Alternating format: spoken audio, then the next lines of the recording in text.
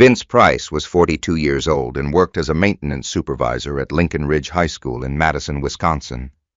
Most people saw him as a quiet man with a worn Ford Ranger, a metal lunchbox, and grease-stained work gloves. They believed his wife Claire had outgrown him years ago. What they didn't know was that Vince spent his nights writing a manuscript nobody had ever seen. On the night of their 10th wedding anniversary, he opened the front door and found the dining table set for two. The candles were still burning, the food was cold, and Claire's wedding ring sat at the bottom of a half-filled wine glass. Then he noticed the safe upstairs was open. If you're watching from somewhere in the world today, leave a comment with your country and local time. I always enjoy seeing where these stories reach, and if you enjoy powerful stories about betrayal, resilience, and quiet justice, make sure to subscribe so you won't miss the next chapter. The first time Vince Price met Claire Morgan was in the parking lot of a grocery store on the west side of Madison. It was February. Snow covered the edges of the pavement. The temperature sat at 12 degrees. Claire was 29. Vince was 32. A dead car battery had left Claire stranded beside her silver Honda Civic. She stood outside the vehicle, arms folded tightly against the cold, watching drivers pass by without stopping. Vince had just finished a 10-hour shift at Lincoln Ridge High School. He noticed the open hood. He pulled his old Ford Ranger into the next space. "You need a jump?" he asked. Claire looked relieved. 20 minutes later, the Civic was running again. She offered him $50. He refused. Instead, he accepted a cup of coffee from a nearby cafe. That coffee turned into dinner. Dinner turned into weekends. Within 2 years, they were married. At the beginning, their lives fit together surprisingly well. Claire was ambitious. Vince was steady. Claire loved movement. Vince preferred routine. She dreamed about promotions, conferences, and bigger cities. He dreamed about paying off a mortgage before 50. Neither goal seemed incompatible at the time. In fact, Vince often admired her drive. He worked hard to support it. When Claire decided to pursue a professional marketing certification, Vince picked up weekend maintenance contracts. When her car needed repairs, Vince fixed it himself. When her student loans became overwhelming, Vince quietly redirected most of his savings toward helping her pay them down. He never kept score. He never mentioned sacrifices. He simply did what he believed husbands were supposed to do. For several years, life moved forward. Their small house in Madison became home. The kitchen cabinets were painted twice. The backyard fence was replaced one summer. Every anniversary was celebrated at the same Italian restaurant near Lake Monona. Nothing looked unusual from the outside, but around their 6th year of marriage, small changes began appearing, changes that most people would have missed. The first was language. Claire stopped saying "we."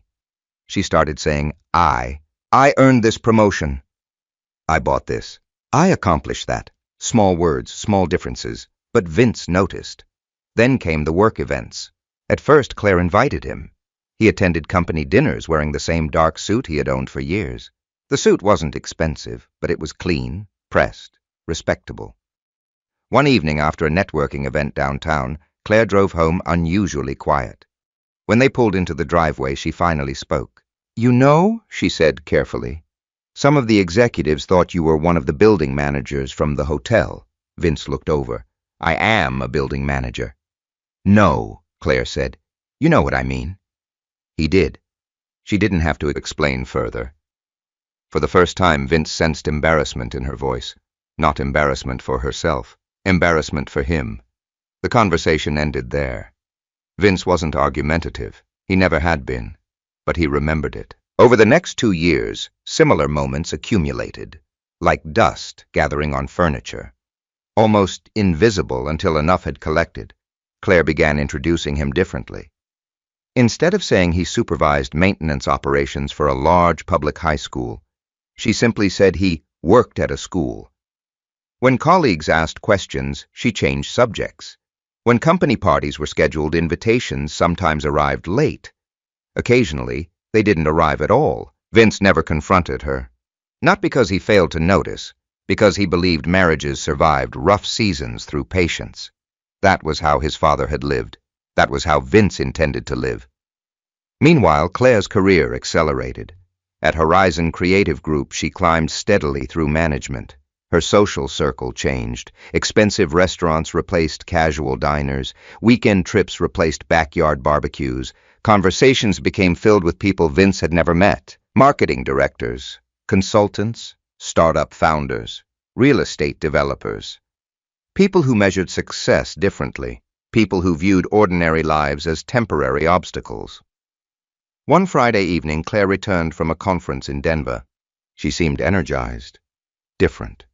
She spent most of dinner talking about luxury developments, executive retreats, and opportunities outside Wisconsin. At one point, she looked around their dining room. The room was modest, clean, paid for, comfortable. Yet she studied it as though seeing it for the first time. "We could have more than this," she said. Vince set down his fork. "More what?" "Everything." The answer lingered. Neither continued the conversation. Months passed. The distance between them grew, not through screaming matches, not through dramatic confrontations, through absence. Claire worked later, traveled more, answered fewer questions. Some nights, she sat beside Vince on the couch while scrolling through her phone for hours without speaking. The silence felt heavier than arguments. Then came their 10th year, the anniversary year, the year everything finally broke.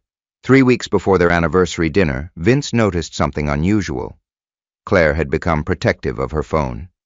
Very protective. She carried it everywhere.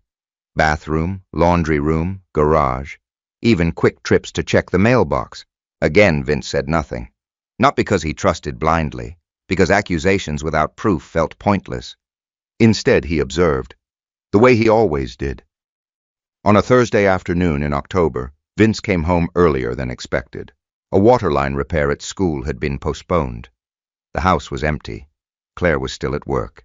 As he walked upstairs, he noticed something strange. The closet door in their bedroom stood open. Inside was a small fireproof safe, normally closed. Normally locked. Today it wasn't. The safe door hung slightly ajar.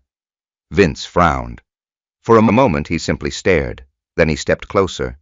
Inside were important documents, tax records, insurance paperwork, property deeds, emergency cash. Everything appeared normal at first glance.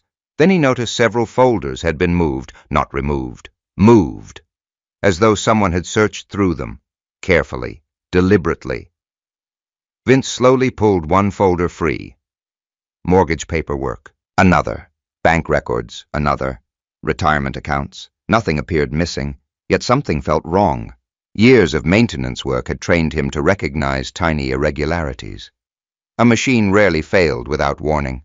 A pipe rarely burst without signs. A loose bolt usually announced itself before disaster arrived. This felt exactly like that. A warning, a faint vibration before collapse. Standing alone in the bedroom, Vince stared at the open safe. Outside, the late afternoon sun dipped toward the Wisconsin horizon. The house remained silent. For the first time in 10 years, he felt a quiet sense of unease settle into his chest. Not fear, not panic, something colder. The feeling that events had already begun moving without him, and somewhere beyond his sight a decision had already been made. Vince stood in the bedroom for nearly 5 minutes, staring at the open safe. The folders were back in place. The cash envelope was still there. Nothing appeared stolen, yet the uneasy feeling refused to leave. When Claire came home that evening, she acted normally. Too normally. She kissed him on the cheek, asked about work, talked about a client presentation, mentioned their anniversary dinner reservation for the following week. Not once did she mention the safe. Vince watched carefully. If she had opened it, she showed no sign of concern, no hesitation, no nervousness, nothing. That bothered him more than anything. Still, he said nothing. The anniversary arrived 7 days later. October 14th, 10 years of marriage. The date was impossible for Vince to forget. Every year they celebrated at the same Italian restaurant overlooking Lake Monona. The reservation had been made weeks in advance. Claire had even confirmed it herself. That morning, Vince left work early. He stopped by a jewelry store downtown and purchased a small silver necklace. Nothing extravagant, just something elegant, something he thought Claire would appreciate. After that, he picked up flowers, white roses, her favorite. By 6 o'clock, everything was ready. The table at home had been decorated, the gift was wrapped, the flowers sat in water. Vince showered and changed into his dark suit, the same suit Claire once seemed embarrassed by. At 6:30 he checked his watch. Claire wasn't home yet. At 7 he called her phone. No answer. At 7:15 he called again. Voicemail. By 7:30 concern began replacing irritation. Claire was often late, but not on anniversaries. Never on anniversaries. At 8 o'clock Vince drove toward her office. The parking garage was nearly empty. Horizon Creative Group occupied the 6th floor of a glass building downtown. The receptionist was already gone. Only a security guard remained in the lobby. "Can I help you?" the guard asked. "I'm looking for Claire Price." The guard checked a screen. "She left around noon." Vince frowned. "Noon," the guard nodded. "Half day." The uneasy feeling returned, stronger this time. He thanked the guard and returned to his truck. Then he drove home. The house was dark, silent, waiting. The moment he stepped through the front door, something felt wrong. The dining room lights were on. The anniversary table had been set. 2 plates, 2 glasses, candles, everything exactly as planned. But the food was cold, untouched. The flowers remained where he had left them. No notes sat on the table, no explanation, nothing. Then Vince saw the wine glass. A silver wedding ring rested at the bottom. Claire's ring. The ring she had worn every day for a decade. The ring she once promised she would never remove. For several seconds, Vince simply stared. The room felt strangely distant, as though he were watching someone else's life. Then he noticed something else. The upstairs hallway light was on. Vince slowly climbed the stairs. Every step seemed louder than normal. At the end of the hallway, the bedroom door stood partially open. The safe inside the closet was open again. This time it wasn't merely disturbed. Several document folders were gone. The emergency cash envelope was gone. Claire's passport was gone. A second suitcase was missing from the closet. Reality settled in. Not gradually, instantly. She hadn't been delayed. She hadn't forgotten. She hadn't been in an accident. Claire had left, deliberately. Vince sat on the edge of the bed. The room remained completely silent. No tears came, no shouting, no dramatic collapse, only stillness. Years later, people would mistake that stillness for weakness. It wasn't. It was shock, the kind of shock that leaves no room for emotion, only observation. After several minutes, Vince began checking facts. He opened their banking app. The balance appeared lower than expected, much lower. He refreshed the screen, then refreshed it again. The numbers didn't change. More than $40,000 had disappeared from their joint account. A transfer had occurred earlier that afternoon. The destination account was unfamiliar. Vince checked their savings account. Another withdrawal. He checked the credit card. Several recent charges appeared. Airfare, hotel reservations, large purchases, all completed within the previous 48 hours. Every transaction suddenly formed a picture. Not a spontaneous decision, a plan, a carefully prepared plan. By midnight, Vince had called Claire 17 times. No answer. At 1 o'clock in the morning, he called her sister. The call went directly to voicemail. He called Claire's parents. No answer. At 2 o'clock, he sat alone in the kitchen. The anniversary candles had burned themselves out. The necklace remained unopened. The white roses leaned quietly inside the vase. Around sunrise, Vince drove to the Madison Police Department. The officer, taking the report, listened carefully, then asked several questions. Had Claire been threatened? No. Was there evidence of violence? No. Had she taken personal belongings? Yes. Did she have access to money? Yes. The officer nodded slowly. "I'm sorry, Mr. Price." Vince already knew what was coming. "This doesn't appear to be a missing persons case." The words landed heavily. "She's an adult." The officer folded his hands. "If she left voluntarily, she has the legal right to do so." Vince thanked him and left. 3 days passed, then 4, then 6, no calls, no messages, no emails, nothing. Friends began asking questions. Neighbors noticed Claire's absence. Co-workers at Lincoln Ridge High School offered awkward sympathy. Most assumed there had been a terrible fight. Some quietly suspected infidelity. Others assumed Vince knew more than he admitted. The truth was far simpler. He knew almost nothing. 1 week after Claire disappeared, the first real answer arrived. Not from Claire, not from her family, not from a friend, from an attorney. The envelope appeared in his mailbox on a gray Monday afternoon. Milwaukee law firm. Certified mail. Vince already knew what was inside before opening it. He carried the envelope into the kitchen, placed it on the table, sat down, then carefully opened it. The first page confirmed everything. Petition for dissolution of marriage, Claire Price, petitioner, Vince Price, respondent. No personal letter accompanied the documents, no explanation, no apology, no attempt at closure, just signatures, legal language, dead paper. As Vince turned the pages, one detail caught his attention.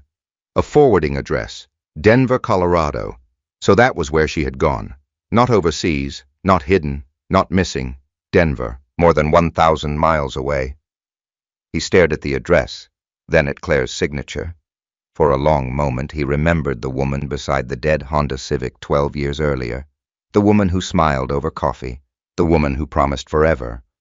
Now all that remained was ink, a legal filing, and a city across the country.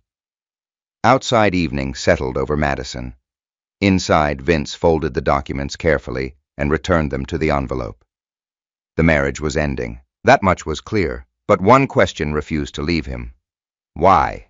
Because people rarely abandon 10 years without explanation. People rarely drain accounts, empty safes, disappear across state lines, and erase a life overnight, not without a reason. And somewhere in Denver, Claire was living with answers Vince did not yet possess. Answers that would eventually change everything. The divorce became official 93 days after Claire left. 93 days. That was how long it took for 10 years of marriage to be reduced to signatures, court filings, and a final judgment entered into the Wisconsin legal system. Most people expected Vince Price to fight. Some expected anger. Others expected public accusations. A few expected him to fall apart completely. Instead, he showed up to work every morning at 6:15 a.m., exactly as he always had. He unlocked maintenance offices, checked boiler reports, inspected hallways, replaced broken light fixtures, cleared snow from walkways. To outsiders, it looked as though nothing had changed, but everything had. The rumors started almost immediately. Madison wasn't a small town, but it wasn't large enough to prevent gossip from spreading, especially when a marriage ended suddenly. At Lincoln Ridge High School, Vince occasionally caught conversations ending when he entered a room. Teachers lowered their voices. Administrative staff exchanged glances. Nobody intended cruelty. Most people were simply curious. Human beings always wanted explanations, and when explanations were unavailable, they created their own. One afternoon, Vince walked into the faculty lounge to refill a coffee mug. 2 teachers near the vending machine stopped talking. A silence fell over the room. Then one of them forced a smile. "Hey, Vince." "Hey." The conversation never resumed. As he poured coffee, he heard chairs move behind him, people leaving, avoiding discomfort, avoiding awkwardness. Vince returned to work without comment. The behavior repeated itself often. Not only at school, at church, at local restaurants, at neighborhood gatherings, the story had become public, and like most public stories, it had evolved. People rarely believed a woman would leave a stable marriage without reason. Therefore, there had to be a reason. The assumptions multiplied. Maybe Vince was controlling. Maybe he had treated Claire poorly. Maybe he lacked ambition. Maybe there had been another woman. Maybe he drank. Maybe he hid debt. Everyone seemed to have a theory. Very few possessed facts. Meanwhile, Claire's version of events quietly circulated. Not directly, not publicly. Through friends, former co-workers, social media comments, casual conversations, bits and pieces reached Madison. According to the narrative forming around Claire, she had finally escaped a life that held her back. A life limited by a husband who lacked drive. A husband comfortable remaining ordinary. A husband unwilling to grow. The story spread because it sounded believable. People often mistake quietness for weakness. They confuse humility with lack of potential. And Vince had never been interested in correcting anyone's assumptions. That silence now worked against him. One Saturday morning, Vince stopped at a local hardware store. As he pushed a shopping cart through an aisle of plumbing supplies, he overheard 2 customers talking. One woman lowered her voice. "That's him." The other glanced over. The husband. Yeah. A pause followed. Then came the sentence Vince would remember for years. I guess she finally got tired of settling. The words were not intended for him, but he heard them anyway. Vince continued walking, didn't turn around, didn't respond, didn't even change pace, yet the statement followed him all the way home. Not because it hurt, because it revealed how completely the narrative had been decided. The trial had already occurred. The verdict had already been reached, and Vince had never been invited to testify. A week later, he met with attorney Rebecca Lawson for the first time. Her office sat on the 7th floor of a building overlooking downtown Milwaukee. Rebecca was in her early 50s, sharp eyes, minimal decorations, no wasted words, the type of attorney who appeared allergic to drama. She reviewed Vince's file for nearly 20 minutes before speaking. When she finally looked up, her first question surprised him. "What exactly do you want?" Vince thought for a moment. "The truth." Rebecca nodded slowly. "Good answer." Then she leaned back in her chair. "Because revenge is expensive." Vince said nothing. "Truth is cheaper." She opened a notebook. "Start from the beginning." For the next 2 hours, Vince described everything. The disappearance, the empty accounts, the open safe, the Denver address, the lack of explanation. Rebecca listened carefully, occasionally taking notes, occasionally asking questions, never interrupting unnecessarily. When Vince finished, she folded her hands. "You made one decision I like." "Which one?" "You didn't react emotionally." Vince looked confused. Rebecca pointed toward the file. "You preserved evidence." That word caught his attention. Evidence, not accusations, not feelings, evidence. Rebecca explained further. Most people experiencing betrayal made predictable mistakes. They deleted messages, destroyed records, sent angry texts, posted online, created problems for themselves. Vince had done none of those things. Without realizing it, he had preserved valuable information. Bank statements, emails, financial records, phone logs, credit card transactions, all still intact. Rebecca closed the file. Then she delivered a sentence Vince would remember for years. "Evidence wins, emotions don't." The room fell silent. The simplicity of the statement appealed to him because it reflected reality. Machines didn't care about feelings. Neither did legal systems. Pipes leaked, documents existed, records remained, facts stood independently. Rebecca outlined a strategy, not retaliation, documentation, everything, every transaction, every communication. Every financial movement, every legal filing, organize it, store it, protect it. If questions ever arose, facts would answer them, not arguments, not opinions, facts. That afternoon, Vince returned home and began building folders, physical folders, digital folders, backup folders. He scanned documents, downloaded bank records, printed account histories, archived emails, stored everything chronologically. The process occupied weeks, then months. As he worked, a strange thing happened. The anger slowly diminished. Not because Claire deserved forgiveness, not because he understood her actions, because organization replaced chaos, facts created structure, structure created clarity. The more information Vince gathered, the less powerless he felt. One evening, he sat at the kitchen table surrounded by documents. Bank statements covered nearly half the surface. The same kitchen where Claire had left her wedding ring. The same kitchen where he had spent sleepless nights searching for answers. Now the room felt different, still lonely, but no longer helpless. His eyes moved across transaction histories, transfers, withdrawals, purchases, patterns. Most appeared ordinary, some did not. A handful of financial movements occurred during the final 6 months of the marriage that seemed unusual. Nothing illegal, nothing dramatic, just inconsistent. Enough to deserve attention later. Vince highlighted them, then filed them away.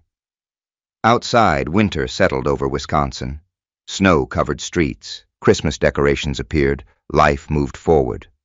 The divorce paperwork eventually reached its conclusion. No dramatic courtroom battle occurred, no emotional confrontation, no last-minute reconciliation, just signatures, deadlines, approvals, finality. When the judgment arrived in the mail, Vince opened it quietly, read every page, then placed it inside a large manila envelope. The envelope joined dozens of others in a locked filing cabinet. As he prepared to close the drawer, something stopped him. For a moment he stared at the collection. Every document represented a piece of the story. Not the story people believed. The actual story. A story still incomplete. A story whose most important chapters remained hidden. Vince slowly pulled out a blank envelope. Across the front he wrote 3 words in black marker. Claire Price file. Then he added every document that felt important. Bank statements, transfer records, correspondence, copies of legal filings, anything unusual, anything unanswered. When he finished, the envelope was nearly 2 inches thick. Most people would have considered the marriage over.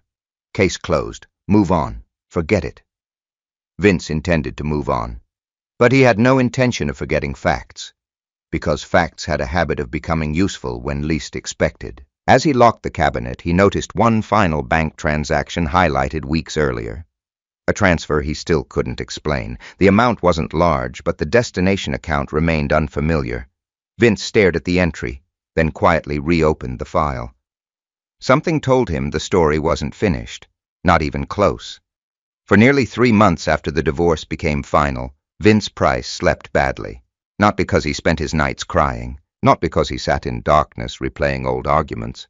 The truth was stranger. His mind refused to stop working. Every unanswered question remained active somewhere beneath the surface. Every missing explanation, every inconsistency, every loose end. At night, when the house became quiet, those thoughts returned. By 2 in the morning he was usually awake. By 3 he was often sitting at the kitchen table, the same table where Claire's wedding ring had once rested inside a wine glass. Winter had settled fully over Madison. Snow drifted against the windows. The furnace hummed softly through the night. And Vince sat alone beneath a single light above the kitchen island. At first he tried reading. That lasted 2 weeks. Then he tried television. That lasted 4 days. Nothing helped. Nothing occupied his attention long enough. One night, after staring at a blank notebook for nearly 10 minutes, he picked up a pen. He wasn't trying to write a book. He wasn't trying to become an author. He simply wanted to remove some of the noise from his head.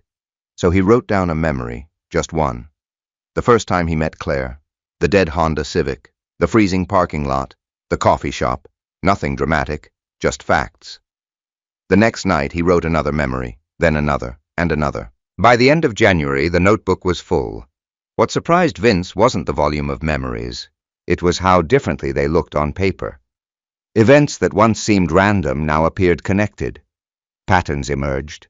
Moments gained meaning. Small conversations revealed hidden warnings. The act of writing forced him to see things more clearly. One night after finishing another entry, Vince read several pages from the beginning. For the first time, he noticed something. The story wasn't actually about Claire, not really. It was about a man who kept waiting for someone else to explain his life to him. That realization lingered. The following evening, he opened his aging laptop. The machine was nearly 7 years old.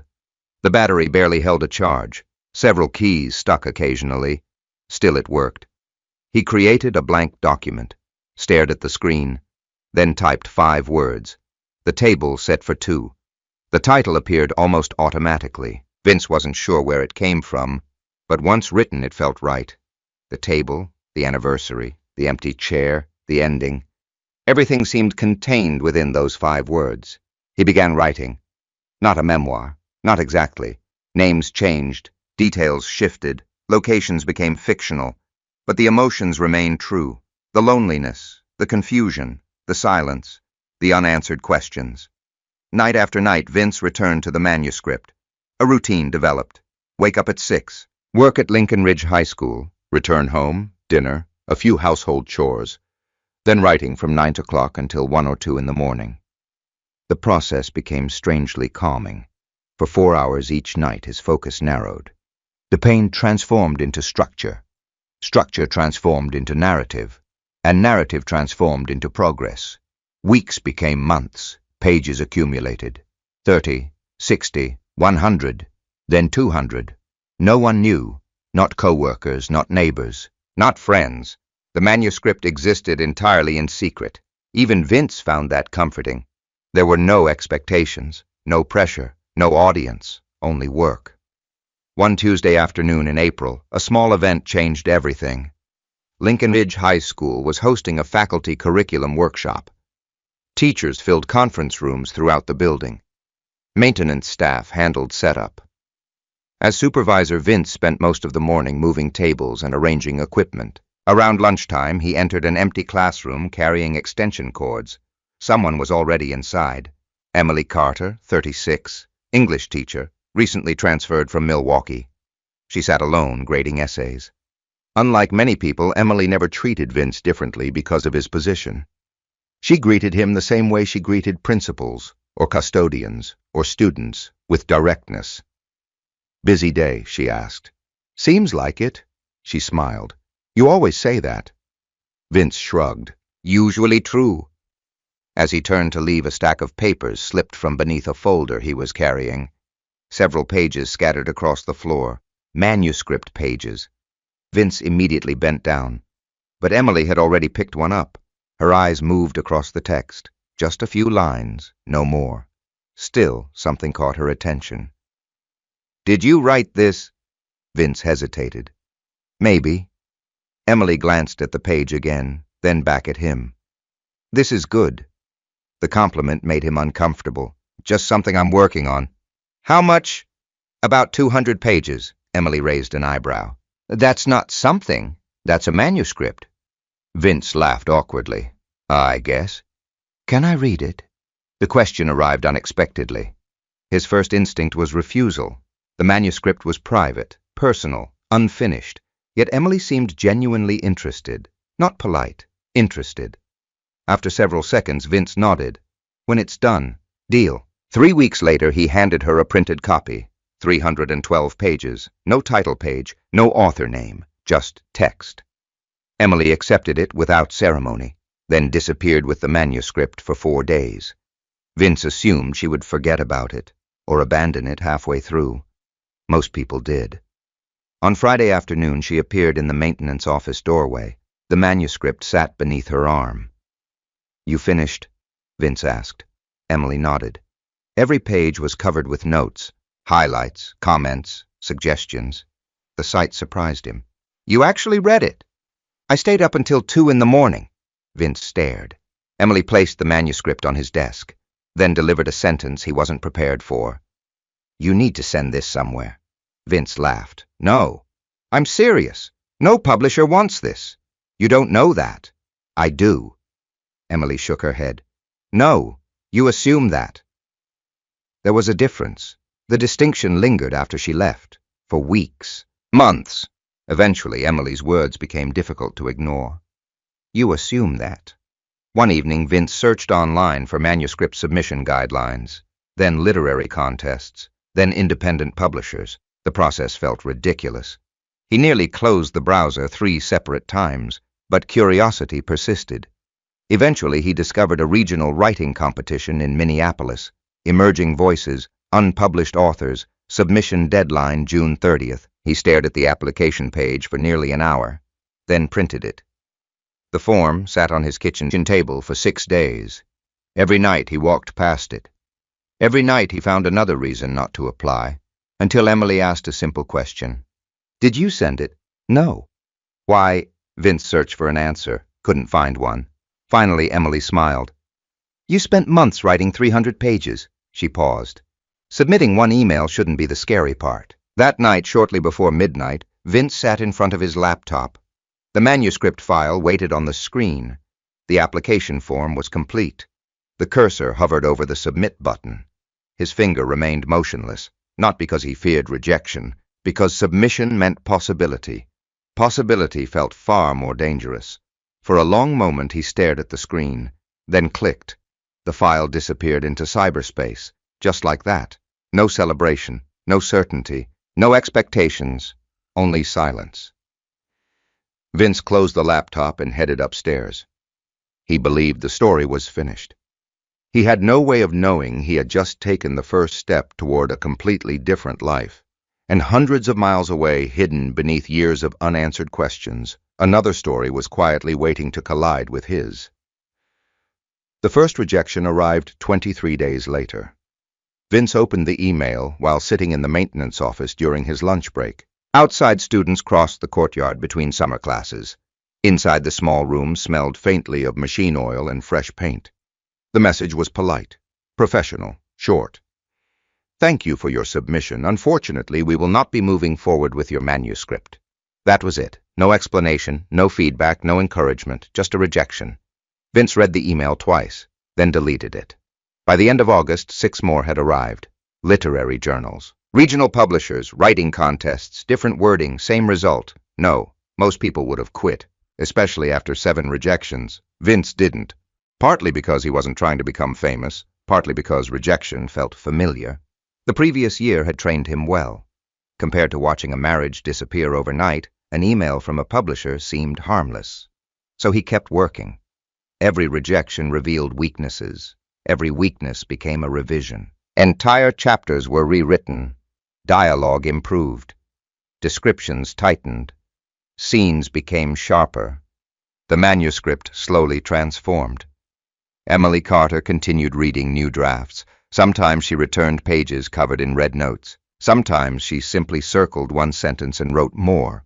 Or, "You're avoiding the truth here." At first, Vince disliked those comments. Then he realized she was usually right. The strongest scenes emerged when he stopped protecting himself, when he allowed uncomfortable details onto the page. Months passed. Life settled into routine: work, writing, sleep, repeat. The chaos Claire had left behind gradually became background noise, at least on the surface. Then one Saturday morning, nearly 18 months after the divorce, Vince saw Claire for the first time since she disappeared. Not in person, online. He wasn't searching for her. He wasn't checking social media accounts. In fact, he had intentionally avoided doing so. The discovery happened by accident. Vince was researching a marketing company mentioned in a local business article. One of the related links opened a conference website. A photograph appeared. The image stopped him cold. There she was, Claire, standing beside a man in front of a luxury resort in Colorado. The caption identified him as Blake Thornton, real estate developer, Denver. The article praised Blake's latest investment project. Claire appeared beside him, smiling confidently. Different hairstyle, different wardrobe, different life. For several moments, Vince simply stared. Not because he missed her, not because he wanted her back, because she looked completely untouched, as though the previous decade had never happened. No traces of Madison, no traces of their marriage, no traces of the man she had left behind. The realization felt oddly clinical, like examining evidence. Nothing more. Eventually he closed the browser, but the image stayed with him, especially one detail. Claire wasn't merely surviving, she appeared successful, very successful. Over the next several weeks, similar articles surfaced occasionally. Business events, charity galas, industry conferences. Claire seemed firmly established in Denver's professional circles. She appeared everywhere Blake Thornton appeared. Photographs, interviews, fundraisers.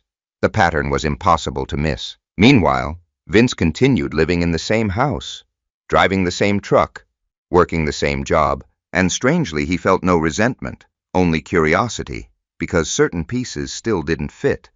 One rainy evening that curiosity returned unexpectedly. Vince sat at his kitchen table reviewing old financial records. Not because he was obsessed, because organization had become habit. Every few months he revisited archived documents, updated folders, verified account closures, maintained records, simple routine. While reviewing old credit reports, something unusual caught his eye: a debt account. The balance exceeded $70,000.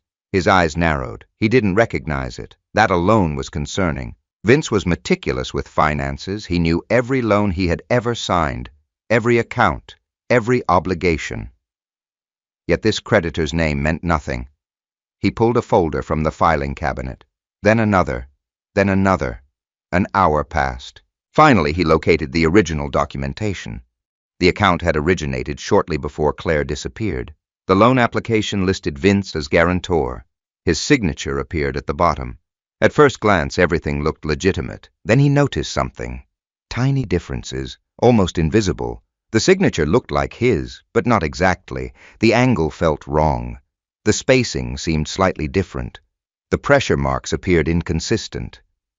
Vince stared at the page. Something wasn't right. He signed documents constantly. Maintenance contracts, school forms, insurance paperwork. He knew his own signature. This felt like an imitation, a very good imitation. But still an imitation. The possibility changed everything. He immediately called the lending company. After several transfers, a representative reviewed the file. The conversation lasted less than 10 minutes. The results were troubling. The loan application had been submitted electronically. Several supporting documents accompanied it: income verification, identification records, financial statements, all apparently legitimate, yet Vince had never seen any of them, had never signed anything, had never authorized anything. When the call ended, he sat silently at the kitchen table. Rain tapped softly against the windows. The debt paperwork remained spread across the surface. For the first time in months, he felt the old unease returning. Not emotional pain, not heartbreak, something colder. Suspicion. The next morning, Vince drove to Milwaukee. Rebecca Lawson's office occupied the same building as before. Nothing had changed. Same reception desk, same conference room, same attorney. Rebecca reviewed the documents carefully, then reviewed them again. When she finally looked up, her expression had hardened. "Did you sign this?" "No." "You sure?" "Absolutely." Rebecca tapped the signature line. "It resembles yours." "I know." She remained silent for several moments, then asked another question. "Do you still have samples of authentic signatures from that period?" Vince almost laughed. Of course he did. Tax records, mortgage documents, employment paperwork, insurance forms, hundreds of examples. Rebecca nodded approvingly. "Good. What does that mean?" "It means we don't guess." Her response sounded familiar. Evidence wins. Emotions don't. The same principle. The same approach. Rebecca gathered the documents into a neat stack. Then she leaned forward. "If this signature isn't yours, we need proof." "How professional analysis?" Vince listened carefully. Handwriting experts, forensic document examination, verification processes. Everything sounded expensive. Everything sounded serious. When Rebecca finished, she offered one final observation. "The timing concerns me." Vince already understood why. The loan appeared shortly before Claire vanished. The debt remained tied to his name. And somehow, despite years of reviewing records, he had only just discovered it. Coincidence was possible, but increasingly unlikely. That evening, Vince returned to Madison carrying a copy of the disputed file. As he entered the house, his eyes drifted toward the filing cabinet. The cabinet now contained nearly 2 years of organized evidence. Documents, records, transactions, correspondence. Most people would have viewed it as unnecessary, an archive of old wounds, but Vince saw something else, a puzzle. And puzzles eventually formed pictures. He placed the loan file inside the Claire Price envelope, then paused. The envelope was becoming thick, much thicker than a normal divorce file should have been. One question echoed through his mind. What else had happened during those final months of marriage? Because if someone had forged his signature once, there was no guarantee it had happened only once. And somewhere inside those documents, Vince suspected another answer was waiting. He simply hadn't found it yet. 3 weeks later, the forensic report arrived. Vince opened the envelope in Rebecca Lawson's office. The document itself was only 12 pages long, but its conclusions carried enormous weight. Rebecca read the report first, then slid it across the conference table. A highlighted section near the middle immediately caught Vince's attention. The examiner's opinion was clear. The signature on the loan application was not authentic. It was a simulated reproduction, a forgery, not a possibility, not a suspicion, a conclusion. For several seconds, Vince simply stared at the page. The words didn't shock him. Part of him had already known. The report merely transformed intuition into fact. Rebecca folded her hands. "Now we have something." Vince nodded. "What happens next?" "Now we find out who benefited." The answer sounded simple. In reality, it wasn't. Forgeries rarely existed alone. They were usually attached to money, and money always left traces. The question wasn't whether someone had forged Vince's signature. The question was why, and where the money had gone. Rebecca immediately requested additional records from the lender. The response arrived 9 days later. transaction histories, transfer authorizations, account information, dozens of pages. Vince spent an entire weekend reviewing them. By Sunday evening, a pattern began emerging. The $70,000 loan had not remained in a single account. The funds moved, several transfers, several destinations, different entities, different names. The structure looked unnecessarily complicated, almost deliberate, like someone attempting to create distance between the source and the destination. The trail eventually led to a business name Vince had never seen before, Silver Ridge Consulting, LLC. The company address pointed to a small office suite in Denver. At first glance, the business appeared legitimate. A registered corporation, basic website, business licenses, normal paperwork. Yet something felt off. The company seemed strangely invisible. Minimal online presence, no public projects, no employee profiles, no meaningful history, almost as though it existed primarily on paper. Rebecca noticed the same thing. "This may be nothing," she said. "But I don't think it's nothing." Neither did Vince. The next few weeks became an exercise in patience, records requests, corporate filings, financial research. The process moved slowly, sometimes painfully slowly. Yet Vince had learned something important over the previous 2 years. Impatience created mistakes. Facts arrived on their own schedule. So he waited, and worked, and continued writing. Because something else had quietly developed in the background. The manuscript, the table set for 2. Months earlier, Vince had submitted it to the Minneapolis competition, then almost forgotten about it. After multiple rejections, expectations had disappeared. Life felt easier without them. Then one Tuesday afternoon, an unfamiliar number appeared on his phone. Vince almost ignored it. Almost. Instead, he answered. "Hello," a woman's voice responded. "May I speak with Vince Price?" "This is Vince." "My name is Sophia Bennett." The name meant nothing initially. Then she continued. "I'm a senior editor with Great Lakes Publishing in Chicago." Vince sat up slightly. Across the maintenance office, 2 custodians discussed supply orders. Outside, students crossed the parking lot. The ordinary world continued moving. Yet suddenly, everything felt distant. Sophia continued speaking. "We recently reviewed your manuscript submission."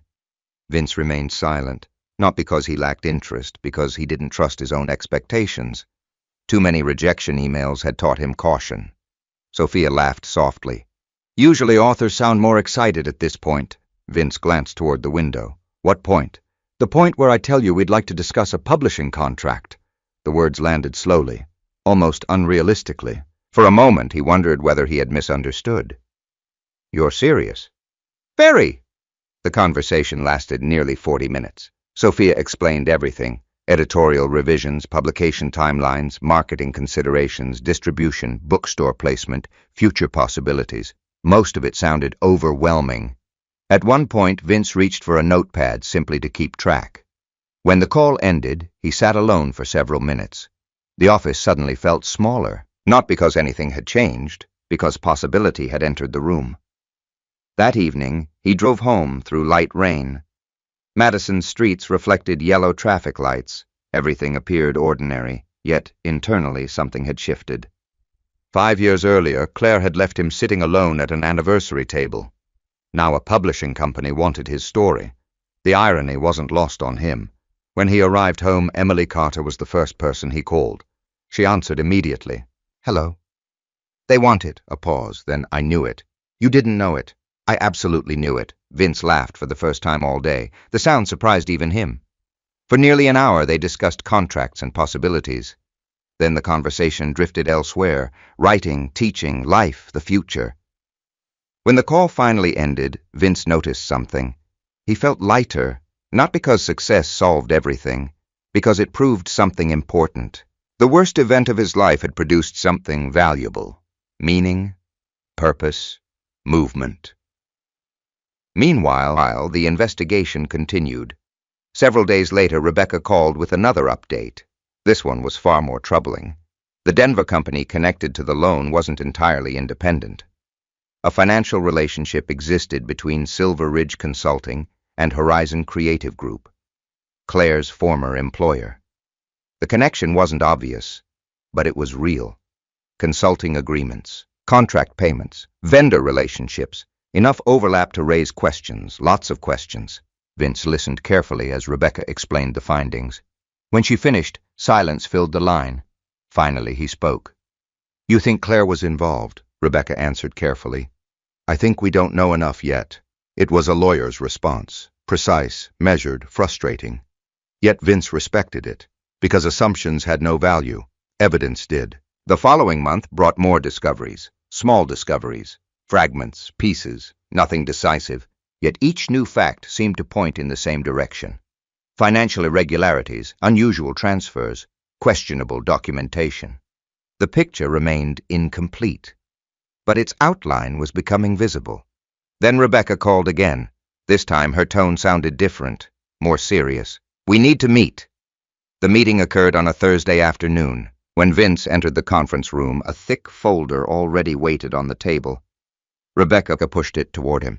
"Someone contacted me." "Who?" "A former employee of Horizon Creative Group." Vince frowned. Rebecca opened the folder. Inside sat printed emails, financial summaries, internal correspondence, documents Vince had never seen. "The man's name is Nathan Brooks." The name meant nothing. Rebecca continued. "He worked in accounting." Vince listened. Apparently, Nathan had left Horizon 2 years earlier. Since then, he had avoided involvement, avoided attention, avoided risk. But recent developments had changed his mind, particularly after learning lawyers were examining old financial records. "What does he know?" Vince asked. Rebecca's expression remained unreadable. "He claims Horizon had concerns about Claire before she left Wisconsin." The room fell silent. "What kind of concerns?" Rebecca slowly closed the folder. "The kind that could explain a lot." Several days later, Nathan agreed to meet. Not at an office, not publicly, a quiet diner outside Milwaukee. The meeting lasted less than 30 minutes. Nathan appeared nervous from the moment he arrived. He checked windows, doors, parking lots, as though expecting trouble. Most of the conversation remained cautious, general, incomplete, until the very end. Then Nathan reached into his backpack, removed a small black USB drive, and placed it on the table. The device looked ordinary, cheap, forgettable. Yet Nathan stared at it as though it weighed 50 pounds. "This is why I agreed to come." Vince looked down. "What is it?" Nathan exhaled slowly. "Everything I should have reported years ago." Then he stood, left cash beside his coffee cup, and walked out without another word. The USB remained on the table between Vince and Rebecca, small, silent, potentially explosive. And for the first time since Claire disappeared, Vince sensed he was standing very close to the truth. The black USB drive sat on Vince Price's kitchen table for nearly 12 hours before he plugged it into a computer. Not because he was afraid, because he was careful. Over the previous 5 years, Vince had learned that information was most dangerous when approached carelessly. Nathan Brooks had looked genuinely nervous, not dramatic, not theatrical, nervous. There was a difference. The kind of nervousness Vince had seen in students right before admitting they had broken something expensive. The kind that came from knowing consequences were real. So Vince waited. The following morning he drove to Milwaukee. Rebecca Lawson had already arranged access to a secure computer system through a forensic consultant she trusted. If the USB contained malware-hidden files or anything questionable, they wanted precautions in place. By 10 o'clock, Vince sat inside a small conference room watching a technician examine the drive. The process felt slower than necessary. Every file was scanned, copied, verified, then finally opened. The first folder appeared, accounting records. The second folder contained email archives. The third held transaction spreadsheets. The fourth contained internal financial reviews. Nathan had not exaggerated. The USB was substantial, very substantial. For nearly 3 hours, Rebecca, Vince, and the consultant reviewed materials. The deeper they looked, the more troubling things became. Several internal Horizon Creative Group emails referenced irregular expenditures, marketing budgets that didn't match invoices, vendor payments routed through unusual channels, consulting fees with limited documentation. At first, none of that seemed directly connected to Claire. Then her name appeared. Once, then again, then repeatedly. Not as a criminal, not as an accused employee, as a manager who approved transactions. Some of the emails showed executives questioning financial discrepancies. Others discussed incomplete records. One message from an internal auditor stood out. The subject line read, "Requires immediate review." Vince read the message carefully. The auditor requested clarification regarding payments made to Silver Ridge Consulting, LLC, the same company connected to the forged loan, the same company connected to Denver, the same company that barely seemed to exist. Silence filled the room. Rebecca continued scrolling through documents. Several minutes later, she stopped. There. Vince looked toward the screen. A spreadsheet had appeared. Rows of payments, dates, transfer amounts, vendor accounts. Most transactions appeared ordinary. A handful did not. The unusual payments totaled nearly $200,000 over 18 months. The numbers weren't large enough to trigger automatic investigations, but they were large enough to matter, particularly when combined. "What does this prove?" Vince asked. Rebecca leaned back. "Not enough."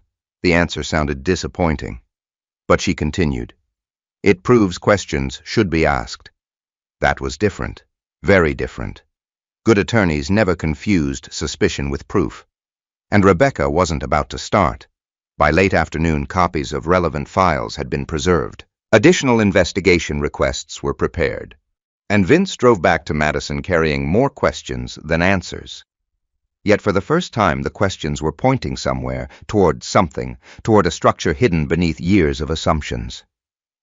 That evening, another phone call arrived. This one changed everything. The caller ID displayed a Chicago area code. Vince immediately recognized the voice. Sophia Bennett, Great Lakes Publishing. "Good news," she said. The words arrived with unmistakable enthusiasm. Vince sat down automatically. "That's usually a good way to start a conversation," Sophia laughed. "I agree." Then she delivered the update. The editorial team loved the revised manuscript. Not simply liked it, loved it. The company wanted to move forward aggressively. Publication, marketing, regional promotion, bookstore partnerships, author appearances, everything. For a moment, Vince struggled to process the information. 5 years earlier, he had been abandoned at an anniversary table. Now a publishing company was discussing book tours. Life occasionally moved in strange directions. Sophia continued. "We'd like to schedule an in-person meeting in Chicago." "When?" "Next month." Vince glanced toward the manuscript sitting on his dining room table. The document no longer looked like a private project. It looked like a future. The trip to Chicago happened 3 weeks later. Great Lakes Publishing occupied 3 floors of a renovated brick building near the Chicago River. The office felt nothing like the places Vince normally visited. Glass conference rooms, modern artwork, writers, editors, publicists, people discussing books as though books mattered. Sophia greeted him personally. She was energetic, confident, the type of person who could walk into a room and immediately increase its energy level. Throughout the day, Vince met dozens of employees, marketing specialists, design teams, editorial staff, sales representatives. Everyone seemed strangely excited about a story he had written alone in a kitchen at 2 o'clock in the morning. The experience felt surreal. During lunch, Sophia asked a question. "Have you thought about a pen name?" Vince nodded. Actually, he had. The manuscript had already been submitted under one, VP Mercer, a combination of family names, simple, neutral, separate from his everyday life. Sophia approved immediately. Perfect. The decision offered unexpected relief. Vince wasn't seeking attention. The pen name created distance, protection, a barrier between his work and his private life, at least for now. By late afternoon, contracts were signed, photographs were taken, publication schedules established. The release date was set for the following spring. Everything suddenly felt real. As Vince left the building, Chicago's skyline reflected sunlight across the river. Pedestrians filled sidewalks. Traffic moved endlessly through the city.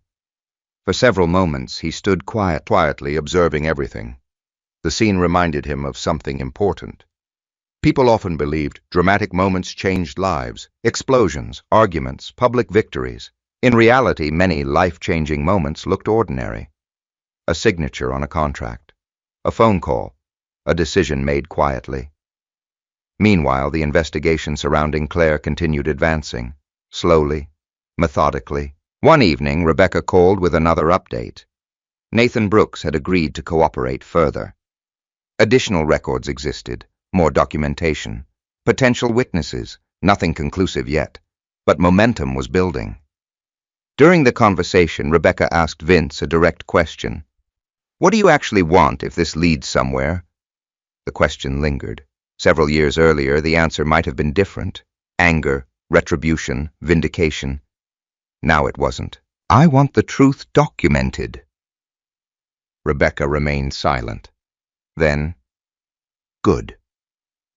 "What?" "That answer." Vince understood why. Truth and revenge rarely traveled together. One clarified, the other consumed. He had no interest in being consumed.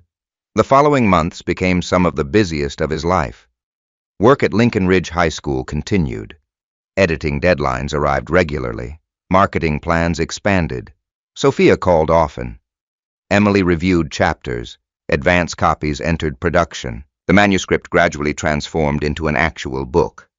Then one afternoon, nearly 5 years after Claire disappeared, Vince received a package. Inside sat the first printed copy, the table set for 2, hardcover, dust jacket, his words, his story, or at least part of it. The cover looked strangely unfamiliar despite containing years of his life. Vince ran his hand across the title, then opened the first page. For several moments he simply stared, not smiling, not celebrating, reflecting. The journey from that empty anniversary table to this moment suddenly felt visible, real, measurable. And yet another realization arrived. The story inside the book wasn't finished, because the truth about Claire still remained incomplete. The investigation continued. The questions remained. The answers were approaching. Slowly, patiently, just as Rebecca had predicted years earlier. Evidence was doing its work, and somewhere in Denver, entirely unaware of what was coming, Claire Price was still living the life she had built after leaving Madison. A life that was about to collide with Vince's in a way neither of them expected. The official release date for the table set for 2 arrived on a rainy Tuesday in April. Vince Price spent most of that day replacing damaged ceiling tiles in the science wing of Lincoln Ridge High School. At 7:12 a.m., he unlocked a storage room. At 9:40 a.m., he repaired a leaking valve. At 11:15 a.m., he ate a turkey sandwich from the same metal lunchbox he had carried for years. By appearance alone, nothing had changed. Yet somewhere across the country, people were buying a book he had written. The contrast felt almost absurd.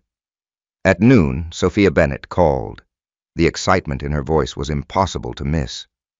"We're seeing strong numbers." Vince balanced a clipboard against his knee. "How strong?" "Stronger than expected." Publishing professionals often spoke carefully, measured expectations, controlled enthusiasm. Sophia was doing neither.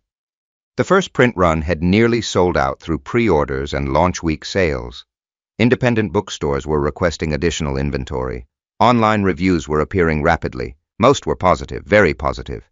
Vince listened quietly. The information felt distant, not unimportant, just difficult to absorb. For nearly 5 years, the manuscript had existed entirely inside his private world. Now, strangers were discussing it publicly, analyzing it, sharing it, connecting with it. The idea still seemed strange. That evening, Emily Carter arrived carrying takeout from a local diner. The two sat on the back porch overlooking Vince's small yard. Wisconsin's spring had finally arrived. The last snow had disappeared weeks earlier. Birds moved between trees. The air felt warm. Emily placed her phone on the table. "Look." Vince glanced down. An online review page filled the screen. Hundreds of comments. Readers describing sleepless nights. Readers describing heartbreak. Readers describing resilience. One review stood out. "The author understands what quiet suffering actually looks like." Vince read the sentence twice, then set the phone down. Emily smiled. "That's the one, isn't it?"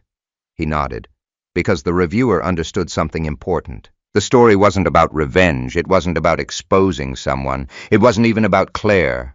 Not really. It was about surviving confusion without becoming consumed by it. Apparently, people connected with that. Over the next several weeks, sales continued growing. Book clubs selected the novel. Regional newspapers published reviews. Podcasts discussed it.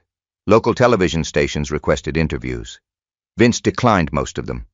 Not because he lacked gratitude, because attention still made him uncomfortable. Sophia pushed gently.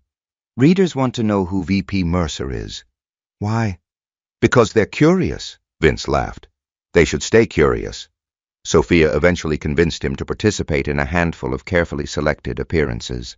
Nothing excessive. A radio interview, a literary podcast, a bookstore event, controlled exposure. Nothing more. The strategy worked.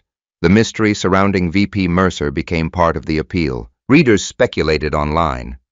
Retired professor, former therapist, military veteran, marriage counselor. Nobody guessed maintenance supervisor. That amused Vince more than he expected. By summer, The Table Set for Two had become one of the strongest performing regional releases Great Lakes Publishing had produced in years. Not a national phenomenon, not yet, but significant, very significant. One July afternoon, Sophia called again. This time she sounded almost breathless. We have something. What? A major podcast. Vince immediately knew the name when she told him. Millions of listeners, national reach, influence, the kind of platform that could transform a book overnight. The interview aired 3 weeks later. Vince participated remotely. The host asked thoughtful questions, writing, loss, identity, recovery. The conversation felt genuine, nothing sensational, nothing exploitative. When it ended, Vince assumed life would continue normally. It didn't. Sales exploded. Within 10 days, bookstores across multiple states reported shortages. A second printing became necessary, then a third, then a fourth. Suddenly, the book existed everywhere. Airport bookstores, independent retailers, major chains, online recommendation lists. Sophia called daily, sometimes twice daily. The excitement became impossible to ignore. One evening, she delivered the news officially. The Table Set for Two is now a bestseller. The word hung in the air. Bestseller. Not hopeful, not promising, not emerging. Bestseller. Vince sat silently in his kitchen.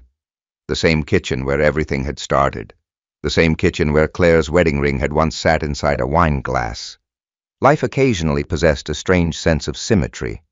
Meanwhile, nearly 1,000 miles away, Claire Thornton, formerly Claire Price, heard about the book for the first time.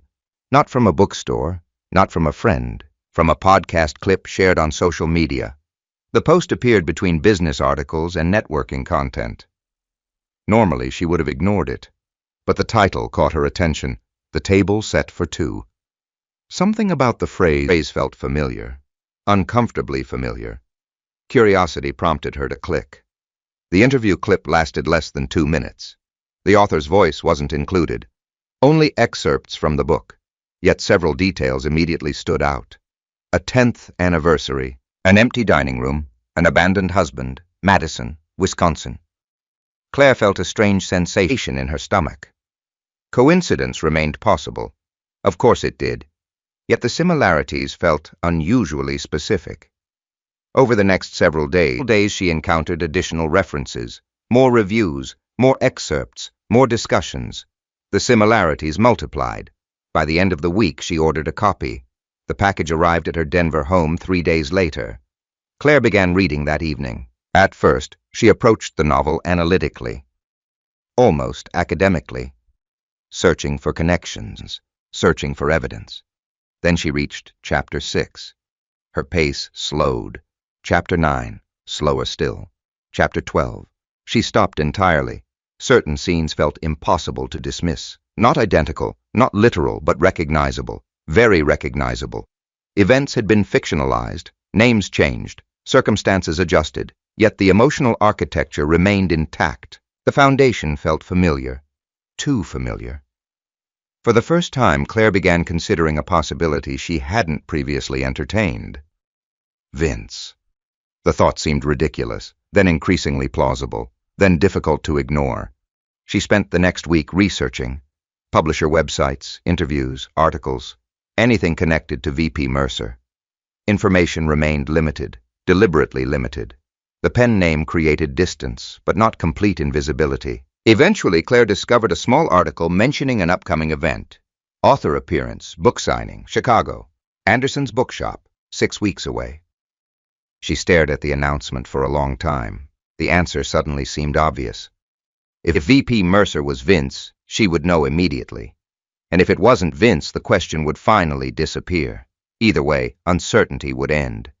Meanwhile, Vince knew none of this. His attention remained focused elsewhere. The investigation continued producing results. Nathan Brooks had provided additional materials. Rebecca Lawson remained active. Questions surrounding Silver Ridge Consulting continued expanding. More documents, more inconsistencies, more connections. Nothing public yet, nothing explosive, but enough to suggest the story remained unfinished. One afternoon, Rebecca summarized the situation simply. "We're getting closer." Closer. The word carried weight, because after 5 years, closer mattered. Truth rarely arrived dramatically. It approached gradually, one verified fact at a time. By early autumn, plans were finalized for a major signing event in Chicago. Sophia expected strong attendance, media coverage, regional press, possibly national attention. Everything was arranged. Travel schedules, promotional materials, security, book inventory. The event promised to be the largest public appearance of Vince's life. 3 days before the signing, Sophia called. "You ready?" Vince looked around his living room. Stacks of books sat near the fireplace waiting for transport. "Probably not," she laughed. "Good answer." After the call ended, Vince stood near the window watching evening settle over Madison. 5 years earlier, his future had seemed destroyed. Now readers across the country knew his words. The transformation felt impossible, yet it had happened, quietly, one day at a time, one page at a time, one decision at a time. What Vince couldn't know was that someone else was also preparing for Chicago. Someone holding a copy of The Table Set for Two. Someone reading familiar passages late into the night. Someone who had spent 5 years believing the past was safely buried. Claire had already booked her flight, and for the first time since disappearing from Wisconsin, she intended to stand directly in front of Vince Price. The line outside Anderson's bookshop wrapped halfway down the block. Chicago's autumn air carried a sharp chill. Leaves skittered across the sidewalk whenever the wind picked up. Inside the bookstore, employees moved quickly between tables stacked with copies of The Table Set for Two. The event was scheduled to begin at 6 o'clock. By 5:30, every chair was occupied. Additional readers stood along walls, others waited outside. Sophia Bennett walked through the crowd with the focused energy of someone managing controlled chaos. Publicists checked schedules, store managers coordinated inventory, photographers adjusted equipment.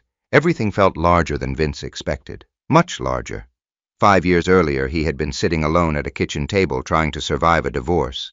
Now hundreds of people had gathered to hear him speak. The contrast remained difficult to process. Backstage, Sophia handed him a bottle of water. "Nervous?" "A little." "Good," Vince smiled. "You keep saying that." "Because nervous people usually care." The answer seemed reasonable. At exactly 6 o'clock, the event began. Sophia stepped onto a small stage positioned near the center of the bookstore. Applause followed. Brief introductions, publishing information, reader enthusiasm. Then she invited VP Mercer forward. The applause intensified. Vince walked onto the stage. The reaction surprised him. Not because it was loud, because it felt sincere. Readers weren't applauding celebrity, they were applauding connection. The book had meant something to them. That mattered. For the next 40 minutes, Vince answered questions. Writing process, character development, themes, resilience, recovery. The audience listened carefully. Several readers became emotional while describing personal experiences, divorce, loss, abandonment, unexpected change. Again and again, Vince noticed something. People weren't responding to the details of his story. They were responding to their own. The book simply provided language for experiences they already carried. When the discussion ended, the signing line began. Anderson's staff estimated nearly 300 attendees. A long evening waited ahead. Vince settled behind a wooden table. Stacks of books surrounded him. A black marker rested beside a bottle of water. One by one, readers approached. Some requested signatures only. Others shared brief stories. Many thanked him. A retired firefighter from Indiana, a nurse from Milwaukee, a teacher from Naperville, a widower from Michigan. Hours passed. The line shortened slowly. Around 8 o'clock, Vince noticed a woman enter through the front doors. Not because she was dramatic, because something about her felt familiar. The woman wore a dark designer coat, expensive sunglasses despite the evening hour, confident posture, controlled expression. She paused briefly near the entrance, then scanned the room. For several seconds, Vince simply watched. Recognition arrived immediately, not gradually. Immediately. Claire. 5 years, 5 full years, yet he knew her instantly. Time had changed details, the hairstyle, the clothing, the way she carried herself. But not enough. Not nearly enough. Claire stood motionless near the doorway, holding a copy of The Table Set for Two. For a moment, neither moved. The distance between them stretched across the bookstore, 20 yards, 5 years. One abandoned marriage, countless unanswered questions. Yet Vince felt surprisingly calm. No anger, no panic, no desire to leave, just observation, the same instinct that had guided him through everything else. Eventually, Claire joined the line. The process took nearly 40 minutes. Reader after reader stepped forward. Books signed, photographs taken, conversations completed, all while Claire slowly moved closer. Most people would have spent that time rehearsing speeches, preparing confrontations, imagining arguments. Vince did none of those things, because there was no need. Whatever happened next would happen.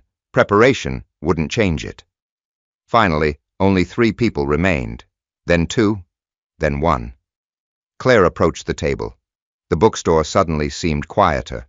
Not actually quieter, only in Vince's perception. The surrounding noise faded. The moment narrowed. Claire stopped directly in front of him. Neither spoke immediately.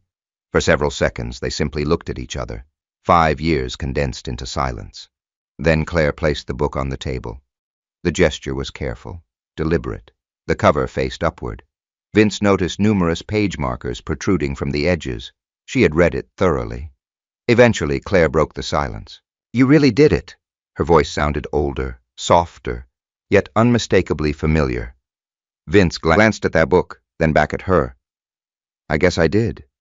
Claire studied him. The audience around them continued moving. Employees continued working. Readers continued talking, yet neither seemed aware of any of it. Only this conversation mattered. Claire tapped the cover lightly. "You turned me into a story." The accusation arrived quietly, not loudly, not emotionally, quietly. Vince considered the statement, then shook his head. "No," Claire frowned. "No. The story wasn't about you." A brief silence followed. Claire almost laughed. "Seriously." Vince remained calm. "Very seriously." The answer irritated her. That much was obvious. For the first time, a crack appeared in her composure. "I recognized entire sections." "Of course you did." "Then don't pretend." Vince uncapped the marker, opened the book, turned to the title page. "I never pretended." The response seemed to catch her off guard. For years, Claire had apparently imagined some future confrontation. A dramatic explosion. An emotional reckoning. Instead, she found calm. And calmness often frustrated people more than anger, because calmness offered nothing to fight. Several seconds passed. Then Claire leaned forward slightly. "Do you have any idea what this book has done?" The question carried weight. Not legal weight, personal weight. Vince looked up. "Yes." "Really? Readers tell me every day."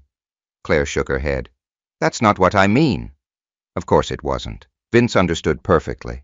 The book had forced old events back into visibility. Questions, memories, connections, consequences. Things Claire likely preferred forgotten. Yet none of that changed his expression. The years had removed urgency from the conversation. Eventually, Claire exhaled, then asked something unexpected. "Did you ever hate me?" The question hung between them.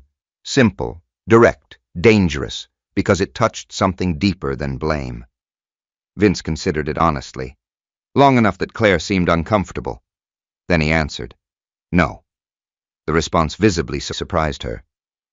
"You didn't No, Claire stared. Why?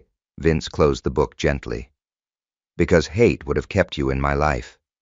The words landed harder than anger ever could have. For a moment, Claire had no response. None. Then Vince turned the book toward himself, prepared to sign it. The gesture ended the conversation as effectively as any speech. Claire watched, silent. The marker touched paper, and Vince began writing. Neither of them noticed a familiar figure standing 20 feet away near the back of the bookstore. Rebecca Lawson had arrived 20 minutes earlier. She hadn't interrupted, hadn't approached, hadn't spoken. She simply observed, waiting, watching, holding a sealed legal envelope beneath one arm. An envelope prepared weeks before. An envelope containing documents that had nothing to do with books, and everything to do with truth. As Vince finished writing the inscription, Claire's eyes shifted beyond him, toward Rebecca. The moment she recognized the attorney, something changed in her expression. For the first time that evening, genuine concern appeared. And Vince noticed it immediately. For a brief moment, nobody moved. Claire's eyes remained fixed on Rebecca Lawson. Rebecca's eyes remained fixed on Claire, and Vince sat between them with a marker still in his hand. The atmosphere changed immediately, not dramatically, subtly, like a pressure shift before a storm. Claire recovered first. Years in marketing had taught her how to control expressions, how to manage perception, how to appear composed even when uncomfortable. The concern disappeared from her face almost instantly, but not quickly enough. Vince had seen it. Rebecca had seen it, and Claire knew they had. She looked back toward Vince. "What did you write?" Vince glanced down at the open book. The inscription was short, simple, 7 words. "To the woman who taught me silence remembers everything." Claire read the sentence, then read it again. Her jaw tightened slightly. Not enough for most people to notice. Enough for Vince. The line wasn't cruel. It wasn't threatening. It wasn't even accusatory. Yet it carried 5 years of meaning. Silence remembers everything. Every missing explanation, every vanished dollar, every forged signature, every unanswered question. The book closed softly. Claire placed one hand on the cover, then looked directly at Vince. "You're enjoying this?" It wasn't a question. It was an accusation. Vince considered the statement, then shook his head. "No." Claire laughed once, a short, humorless sound. "Come on. I'm serious. You expect me to believe that—" Vince leaned back slightly. The bookstore lights reflected across the polished wood of the signing table. Around them, readers continued moving through aisles. Most paid little attention. To everyone else, this looked like a normal conversation between author and reader. Only a handful of people understood otherwise. "You think I wrote the book for this moment?" Vince asked. Claire didn't answer. She didn't need to. The expression on her face already had. Vince nodded slowly. "That's the difference between us." Claire frowned. "What does that mean?" "It means I've spent 5 years building something." His voice remained calm, steady, measured. "The book wasn't about finding you." The words landed heavily, because they were true, not performatively true, actually true.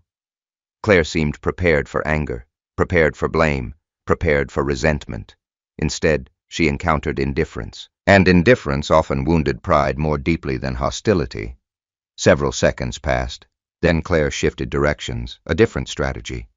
"You could have called," Vince blinked. "Called if you had questions." The statement sounded absurd the moment it left her mouth. Even Claire appeared aware of that, yet she continued. "You never reached out."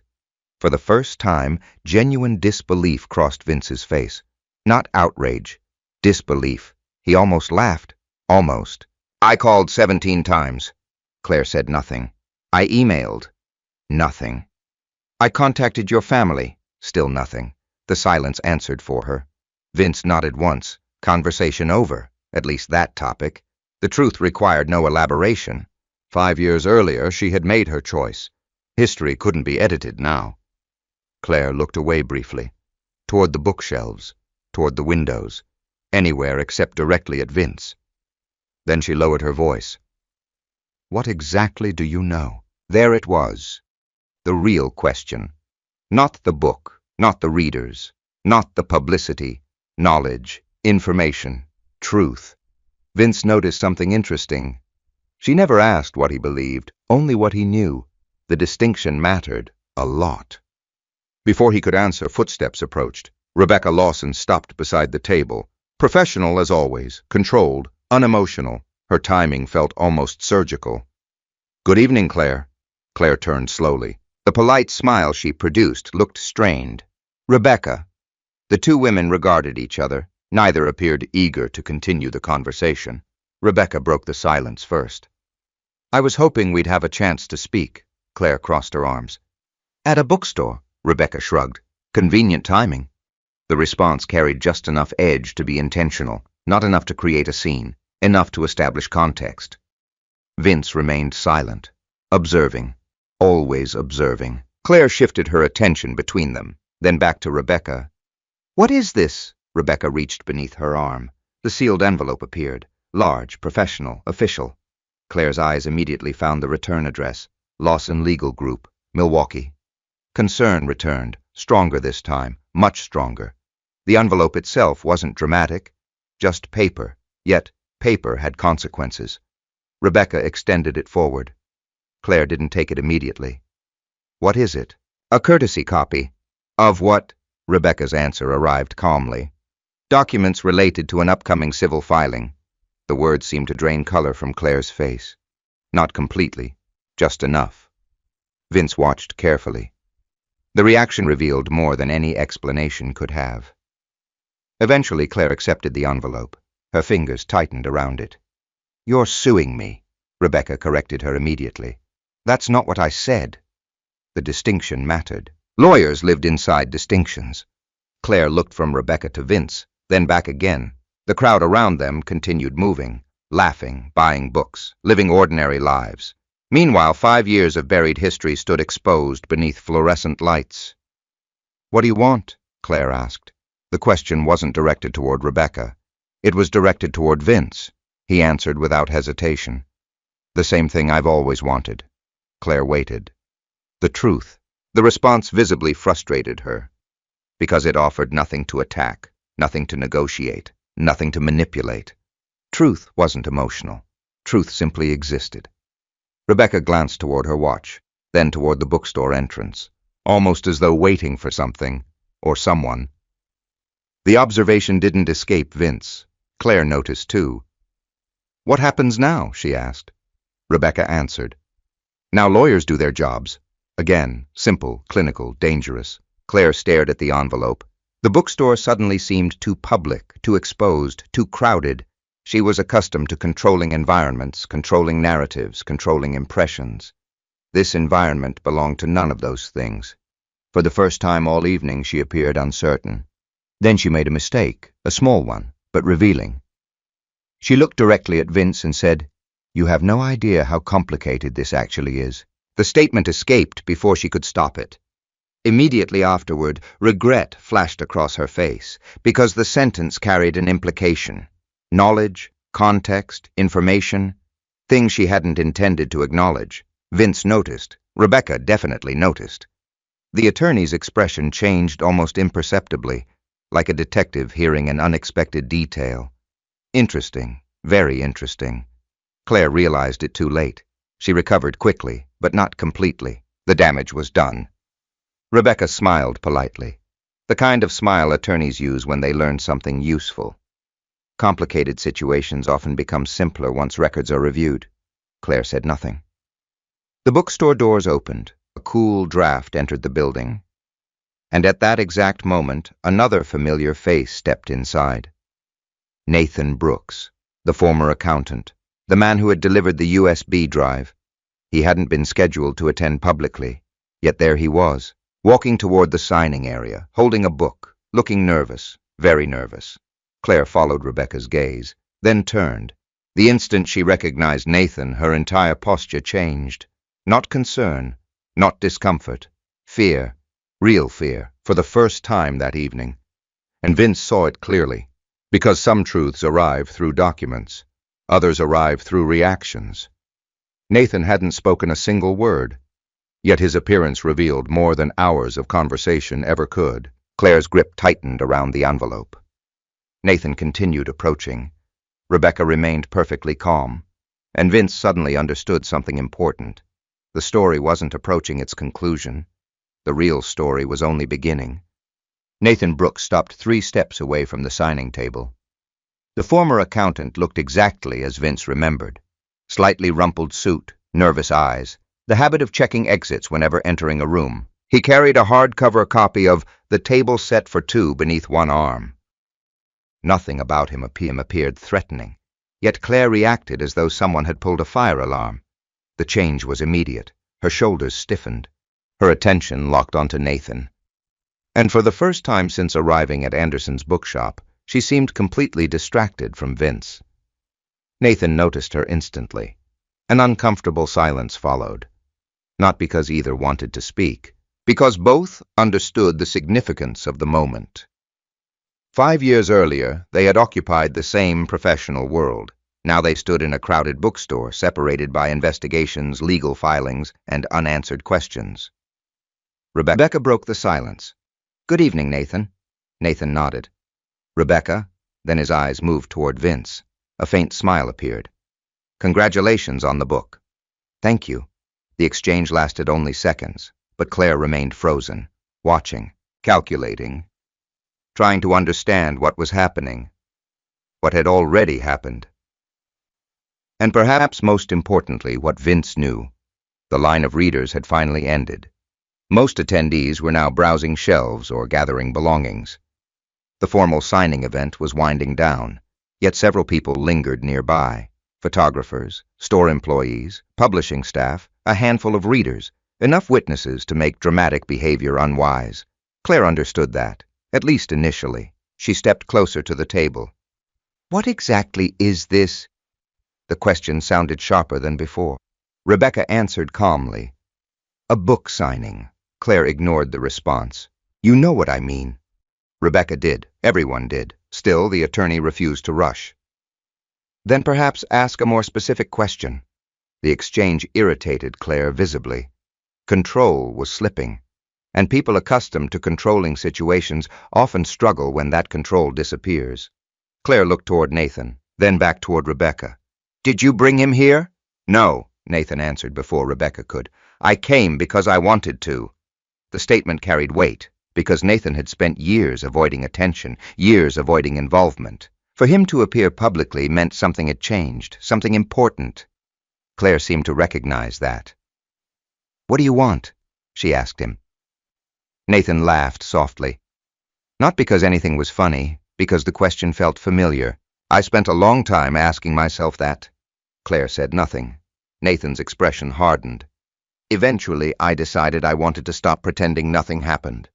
The bookstore suddenly felt quieter, not literally, psychologically. The conversation was drawing attention, subtle attention.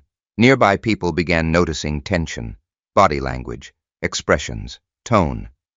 Sophia Bennett appeared near the edge of the group, watching carefully, not interfering, just observing, exactly as Rebecca was, exactly as Vince was. Claire folded her arms.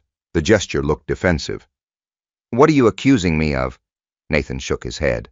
"I'm not accusing you of anything." The answer seemed to relieve her slightly. Then he continued. "I'm providing information." The relief disappeared, immediately, because information was more dangerous than accusations. Accusations could be dismissed. Information required explanation. Rebecca glanced toward Vince. The look communicated something simple. Stay calm. Vince already intended to. Years earlier, he might have wanted confrontation. Now he preferred observation. Observation revealed more, much more. Claire suddenly turned toward Vince. A different target, a different strategy. "Is this what you've been working toward?" The question carried frustration. And something else, fear, real fear. Vince considered it carefully, then answered honestly. "No," Claire frowned. "You expect me to believe that—" "I do." After all this, Vince looked around the bookstore, at the readers, the books, the employees, the ordinary evening unfolding around them, then back at Claire. "You think my life stopped 5 years ago?" The words landed heavily, because they contained truth. Not dramatic truth, simple truth. Claire remained silent. Vince continued. It didn't. That statement seemed to affect her more than anything else. More than Rebecca. More than Nathan. More than the legal envelope. Because it challenged the assumption beneath everything. The assumption that she remained central to the story. The assumption that Vince's success existed primarily as a response to her departure. The assumption that she still occupied the most important place in his life. She didn't. Not anymore. And she was beginning to understand that. Several uncomfortable seconds passed. Then Claire made another mistake. A larger one this time. She raised her voice, not shouting, but noticeably louder. You don't know what was happening back then. The statement echoed farther than intended. Several nearby attendees looked over. Conversation slowed. Attention shifted. Claire noticed immediately. Yet it was too late. The words had already escaped. Rebecca's eyes narrowed slightly. Interesting. Very interesting. Because again, Claire wasn't denying anything. She wasn't saying nothing happened. She wasn't saying accusations were false. Instead, she was arguing context, circumstances, complexity. The difference mattered. A lot. Nathan noticed too. His expression grew more serious. You should stop talking. The advice sounded genuine, not hostile, professional. The kind of advice someone gives when watching another person damage their own position. Claire turned sharply. Excuse me. Nathan didn't retreat. Every time you explain, things get worse. For a moment, genuine anger appeared. The first real anger of the evening. Claire stepped forward. You're doing this because you're scared. Nathan's response arrived instantly. No. The certainty surprised everyone, including Claire. Nathan continued. I'm doing this because I was scared. The distinction changed the entire conversation. 5 years. 5 years of silence. 5 years of avoidance. 5 years of rationalization.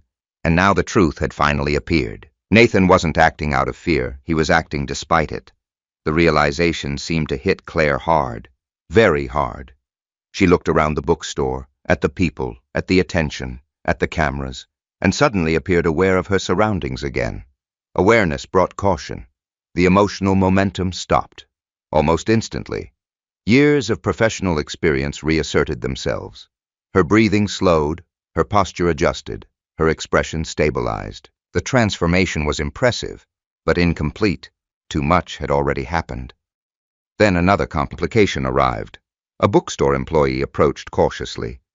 Is everything okay here? The question was polite, neutral, yet significant, because public scenes attract intervention. Rebecca smiled immediately. Everything's fine. The employee looked uncertain, but eventually nodded and stepped away. The interruption broke the rhythm. The confrontation paused. No one seemed eager to restart it. Claire glanced at the envelope still in her hand. Unopened, untouched. Its presence suddenly appeared heavier, more real. Rebecca noticed. You should read it. Claire's eyes met hers. What happens if I don't? Rebecca answered without hesitation. Exactly the same thing. The simplicity of the response eliminated any illusion of leverage. The envelope wasn't a threat. It was notification. A process already moving. A train already traveling. Ignoring it wouldn't change the destination. For the first time that evening, Claire appeared genuinely uncertain. Not about the past, about the future. And uncertainty was unfamiliar territory, especially for someone who had spent years controlling narratives. Finally, she looked at Vince one last time. Not angrily, not sadly, carefully, as though trying to identify the moment everything had changed. The answer was impossible to find. Because change had occurred gradually, one quiet decision at a time, one page at a time, one fact at a time. Then Claire turned and walked toward the exit. No dramatic farewell, no final speech, just departure. The bookstore doors opened, cold Chicago air entered. Then she disappeared into the night. The room remained silent for several seconds afterward. Everyone watched the doors, waiting, expecting something else. Nothing happened. Nathan exhaled slowly. Rebecca adjusted a folder beneath her arm. Sophia released a breath she probably hadn't realized she was holding. And Vince remained seated, calm, observing. because despite everything that had just occurred, he knew something important. Tonight hadn't resolved anything. The real battle wasn't emotional. It wasn't public. It wasn't happening in bookstores. It was happening inside records, documents, evidence. And soon those records would begin speaking for themselves. The first voicemail arrived 2 days after the Chicago signing. Vince discovered it while replacing a damaged heating unit at Lincoln Ridge High School. The call had come in during work hours. Unknown number, Denver area code. The message lasted 23 seconds. "Vince, it's Claire." A pause followed, long enough to reveal hesitation. "I think we need to talk." Then the recording ended.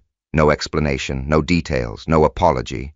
Just 4 words. "We need to talk." Vince listened once, then returned his phone to his pocket. The heating unit still required repair. Students still needed classrooms. Life still moved forward. The voicemail changed none of that. 3 more messages arrived over the next week, each slightly longer, each increasingly urgent. None received a response.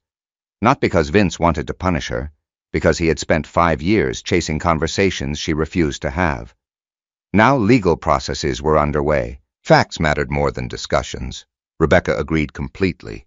When Vince mentioned the calls, her reaction was immediate. "Don't respond." "You think she's worried?"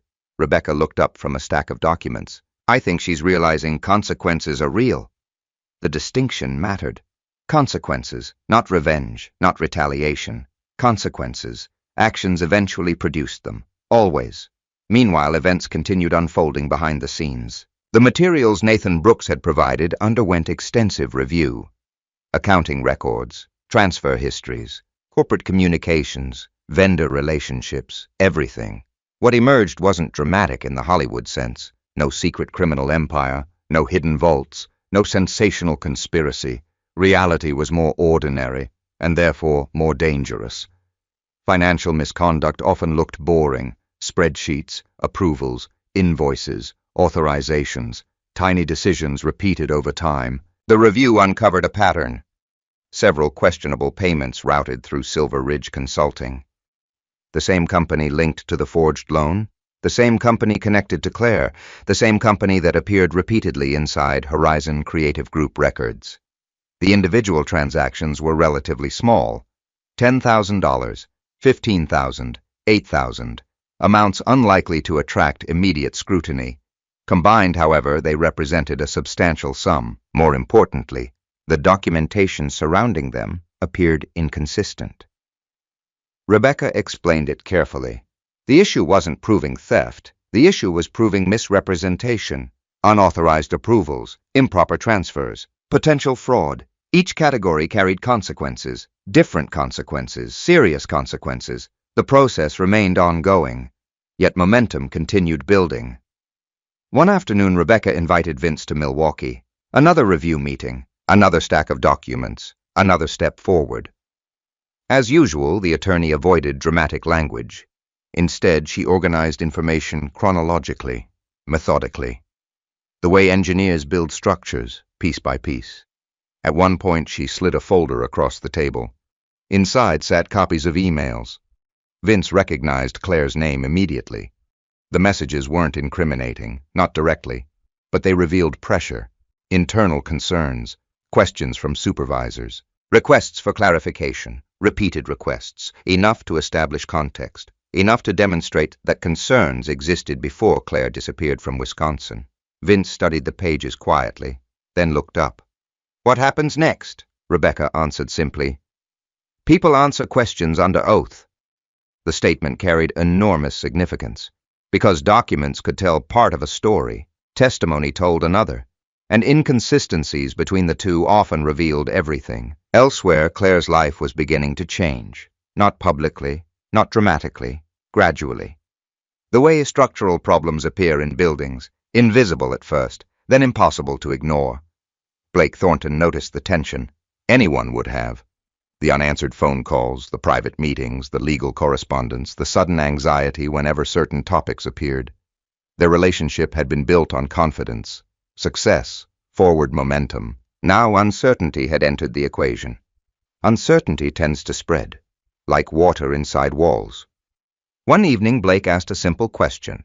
According to later testimony, it was the question that mattered most. Is there something? You're not telling me no relationship survives that question easily, especially when the answer is complicated. Very complicated. Back in Madison, Vince remained largely unaware of those developments. His attention focused elsewhere. The book continued selling. Interview requests continued arriving. Readers continued writing. Thousands of emails, letters, messages, stories. Many shared common themes: abandonment, betrayal, recovery. People repeatedly described feeling invisible, misunderstood, dismissed. Reading those accounts affected Vince more than reviews ever could, because he recognized the feeling, the experience of being underestimated, the experience of having others define your story for you. One letter stayed with him. A retired construction worker from Ohio wrote, "The people who laughed at me never bothered checking what I was building." Vince read the sentence 3 times, then saved the letter, because it captured something fundamental. Quiet people are often mistaken for inactive people. The assumption creates surprises. Several weeks after Chicago, another voicemail arrived. Different tone, different energy, same number. Claire sounded exhausted. Not frightened, exhausted. "Vince, please call me back." A pause, then, "I just want to explain." The message ended there. Vince stared at the screen afterward. For a moment, memories returned. The anniversary table, the empty house, the open safe, the drained accounts, the silence. 5 years earlier, he would have given anything for an explanation. Now the desire had disappeared. Not from bitterness, from acceptance.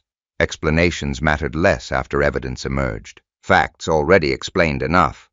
He deleted the voicemail, then returned to work. A week later, another development arrived. This one carried broader consequences. Blake Thornton ended the relationship. The news reached Vince indirectly through Rebecca. Not gossip, documentation, relevant context. Apparently, Blake had learned enough to become uncomfortable, not necessarily convinced. Simply uncomfortable. Trust weakened. Questions increased. The relationship collapsed shortly afterward. When Rebecca mentioned it, Vince felt almost nothing.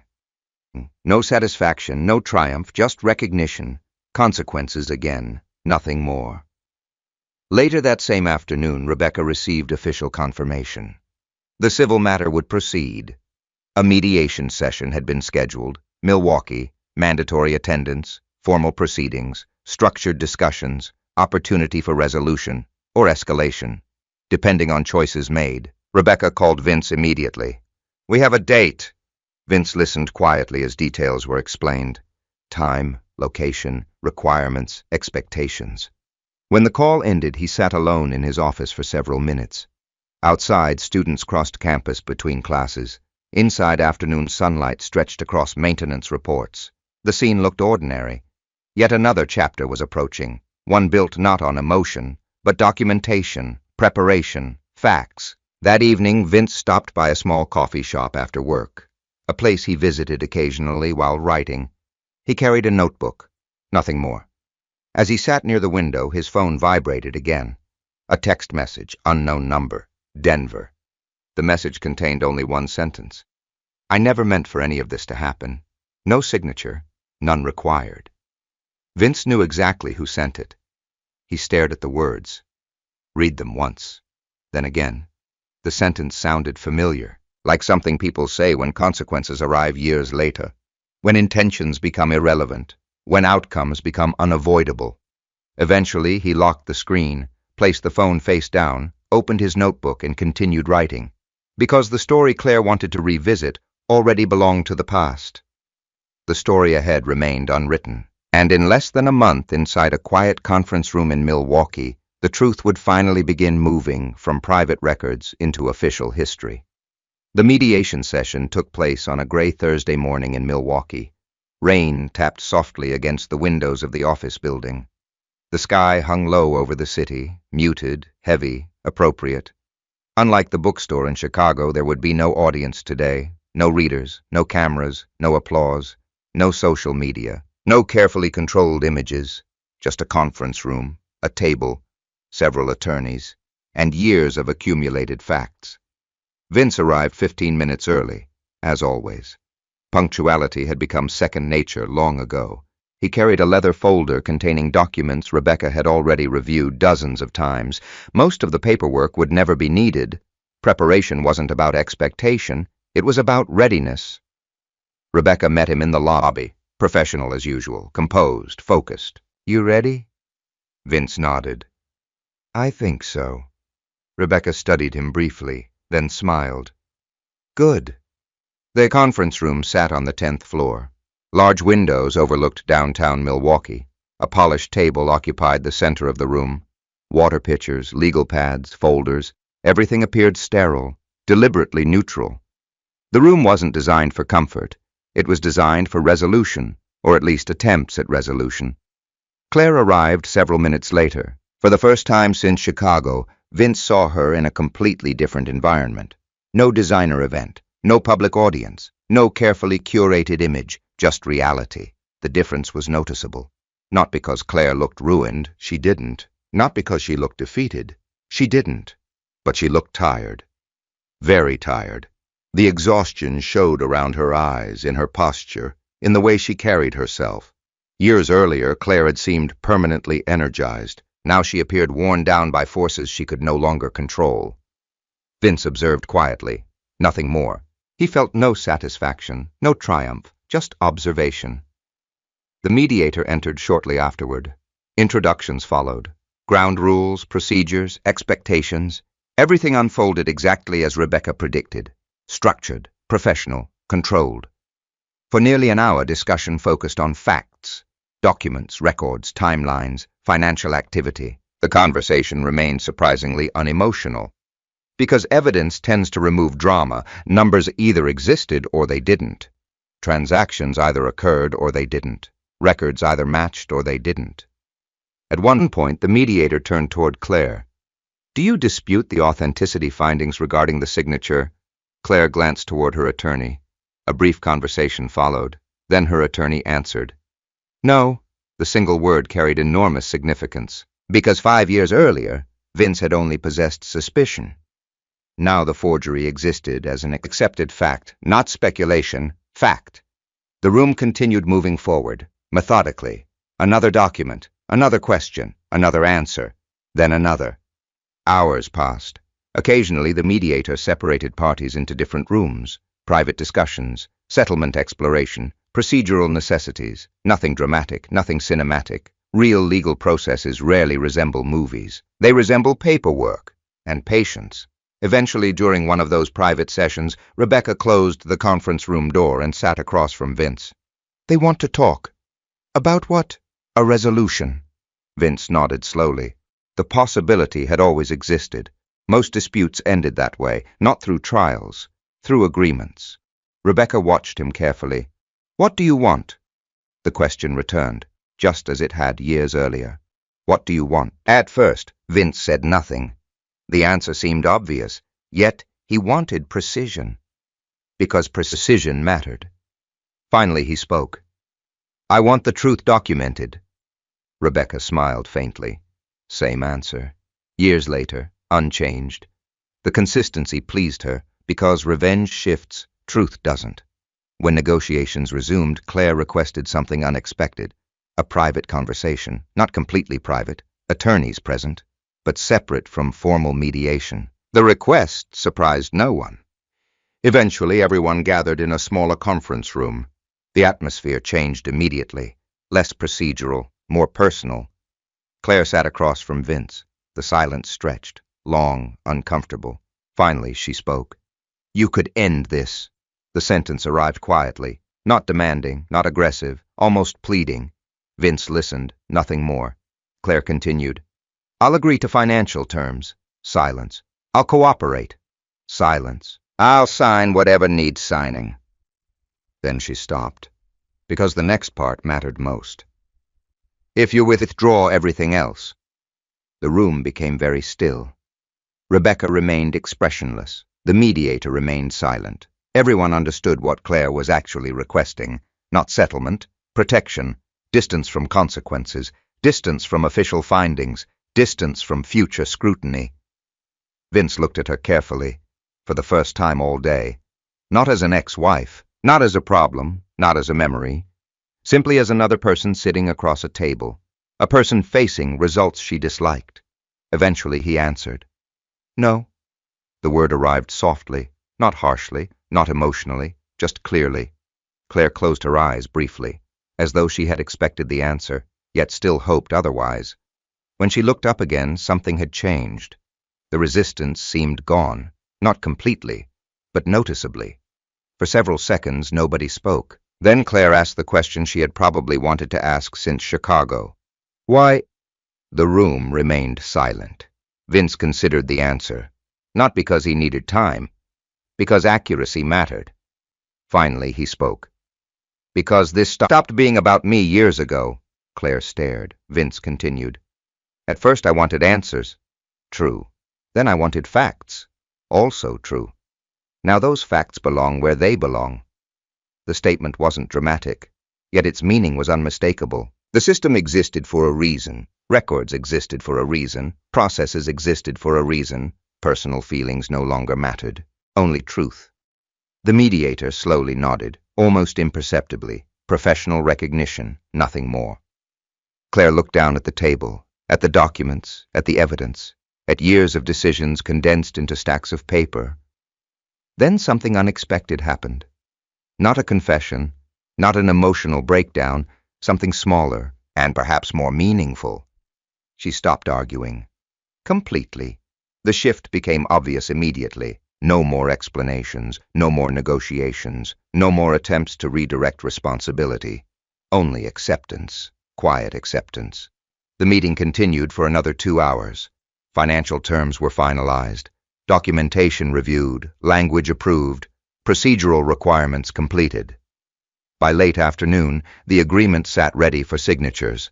Several pages, nothing dramatic, just paper. The same way the marriage had ended, the same way most important events eventually do. Claire signed first. The pen moved steadily across the page, no hesitation, no visible emotion. Then Vince signed. One signature, then another, then another. When everything finished, the mediator collected the documents. The process was over, not entirely, but mostly. People began organizing materials, closing folders, preparing to leave. Rebecca gathered her files efficiently, as always. Then Claire spoke one final time, not to her attorney, not to the mediator, to Vince. "I'm sorry." The words hung in the room. Simple, direct, years late, but genuine. At least as genuine as she was capable of being. Vince studied her for a moment, then nodded once. Not forgiveness, not rejection, acknowledgement, nothing more. Some apologies arrived too late to change history, yet they still matter, in their own way. Minutes later, everyone departed. The hallway outside the conference room felt strangely quiet. Rebecca walked beside Vince toward the elevators. Neither spoke immediately. Eventually, Rebecca smiled. "How do you feel?" Vince looked toward the rain-streaked windows overlooking Milwaukee, then considered the question honestly. Not victorious, not relieved, not happy. Something simpler. "Lighter." Rebecca nodded. That answer made sense, because justice rarely feels like celebration. More often it feels like weight finally being removed. As the elevator doors closed, Vince realized something important. For the first time in more than 5 years, he wasn't carrying the past anymore. 1 year later, the line outside Madison Public Library was already forming before sunrise. A light spring breeze moved through the trees along West Mifflin Street. The city was waking slowly. Coffee shops opened, traffic increased, students crossed sidewalks carrying backpacks, and outside the library, readers waited patiently with books tucked beneath their arms. Some carried first editions of The Table Set for Two. Others carried Vince Price's second novel, a novel that had debuted higher than anyone expected, including Vince. Inside the library auditorium, staff arranged chairs in neat rows. Boxes of books stood near the stage. Volunteers prepared signing tables. Everything felt familiar, yet very different from Chicago. Chicago had been a collision with the past. Today felt like a celebration of the future. At 9 o'clock, Vince entered through a side door. Several library employees greeted him immediately. Some had known him for years. Others knew him only as VP Mercer. The distinction no longer mattered much. By now, most people in Madison knew the truth. The quiet maintenance supervisor and the best-selling author were the same person, and somehow that revelation never stopped surprising people. Vince still drove the same Ford Ranger, still arrived early, still preferred practical shoes, still disliked unnecessary attention. Success had altered circumstances, not character. As he crossed the auditorium, a familiar voice called out, "You're early!" Vince turned. Emily Carter stood near the stage holding 2 coffees. She smiled. The same smile he had first seen years earlier in an empty classroom. The same smile that had encouraged him to submit a manuscript he almost abandoned. Vince accepted one of the coffees. "You're early, too," Emily laughed. "Someone has to keep the best-selling author organized." The exchange felt easy, comfortable, natural. Over the previous year, their friendship had grown steadily. No dramatic romance, no sweeping declarations, just trust, time, consistency, the same ingredients that build anything worthwhile. Neither rushed it, neither needed to. Around 10 o'clock, additional guests began arriving. Rebecca Lawson entered first, still carrying folders despite having no legal reason to do so. Old habits survived. Nathan Brooks followed shortly afterward, far more relaxed than he had been in Chicago. The difference was striking.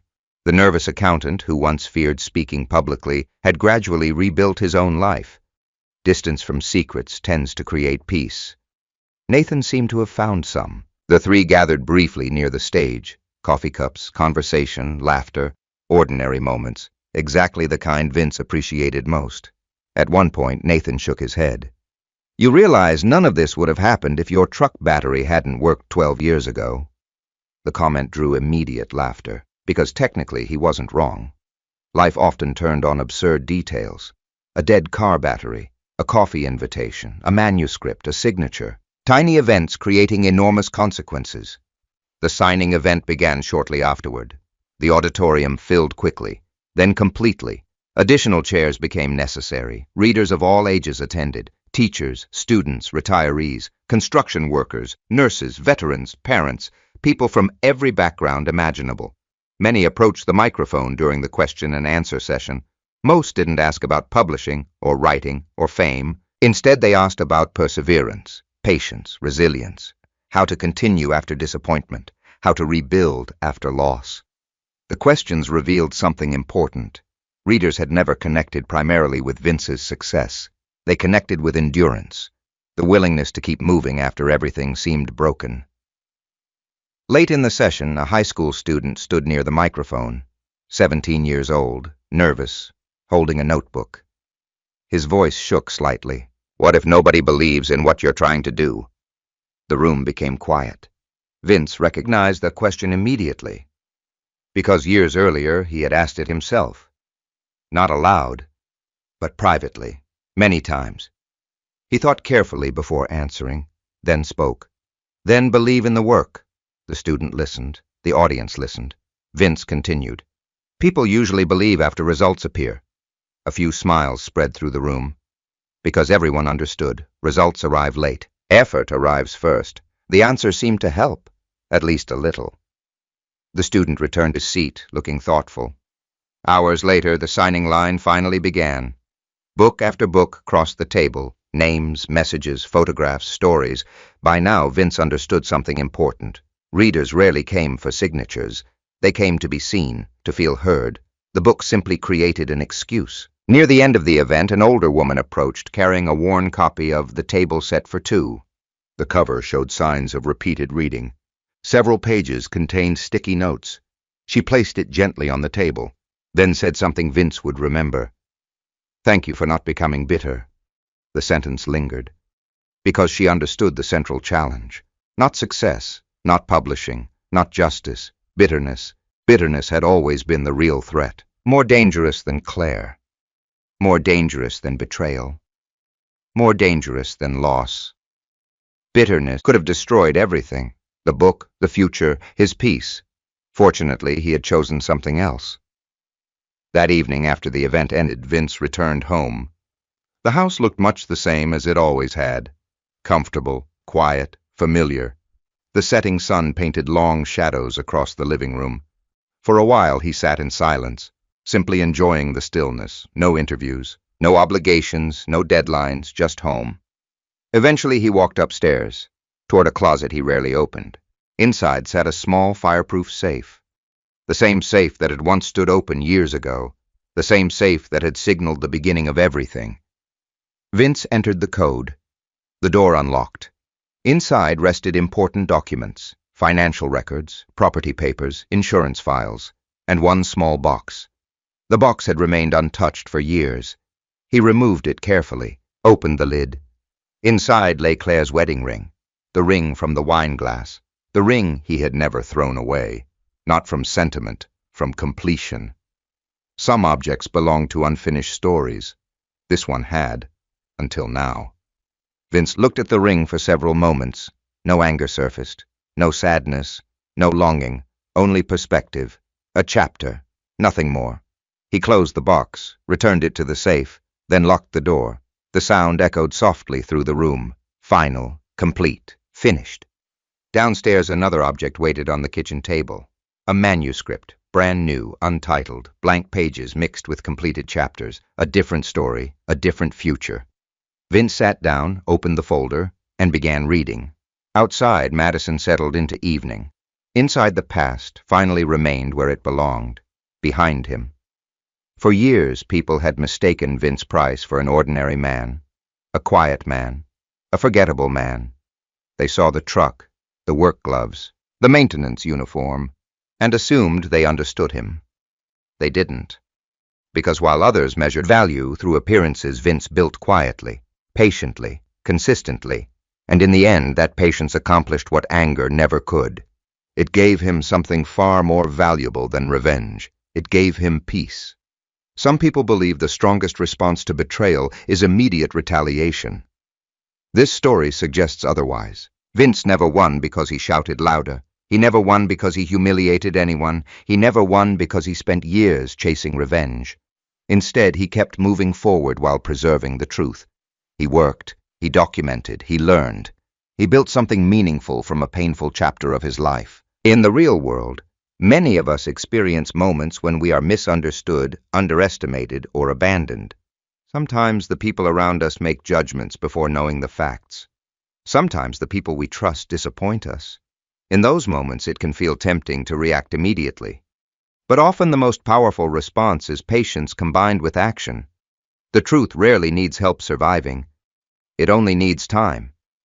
Now, I'd love to hear from you. Have you ever been in a situation where someone underestimated you, judged you unfairly, or walked away from your life? What happened and how did you respond? Share your experience in the comments. I read as many of them as I can, and your story may encourage someone else going through a difficult season. And if you enjoyed this story, don't forget to subscribe. Tomorrow's story is about a man whose own family dismissed him as a failure, until one quiet decision changed everything they thought they knew.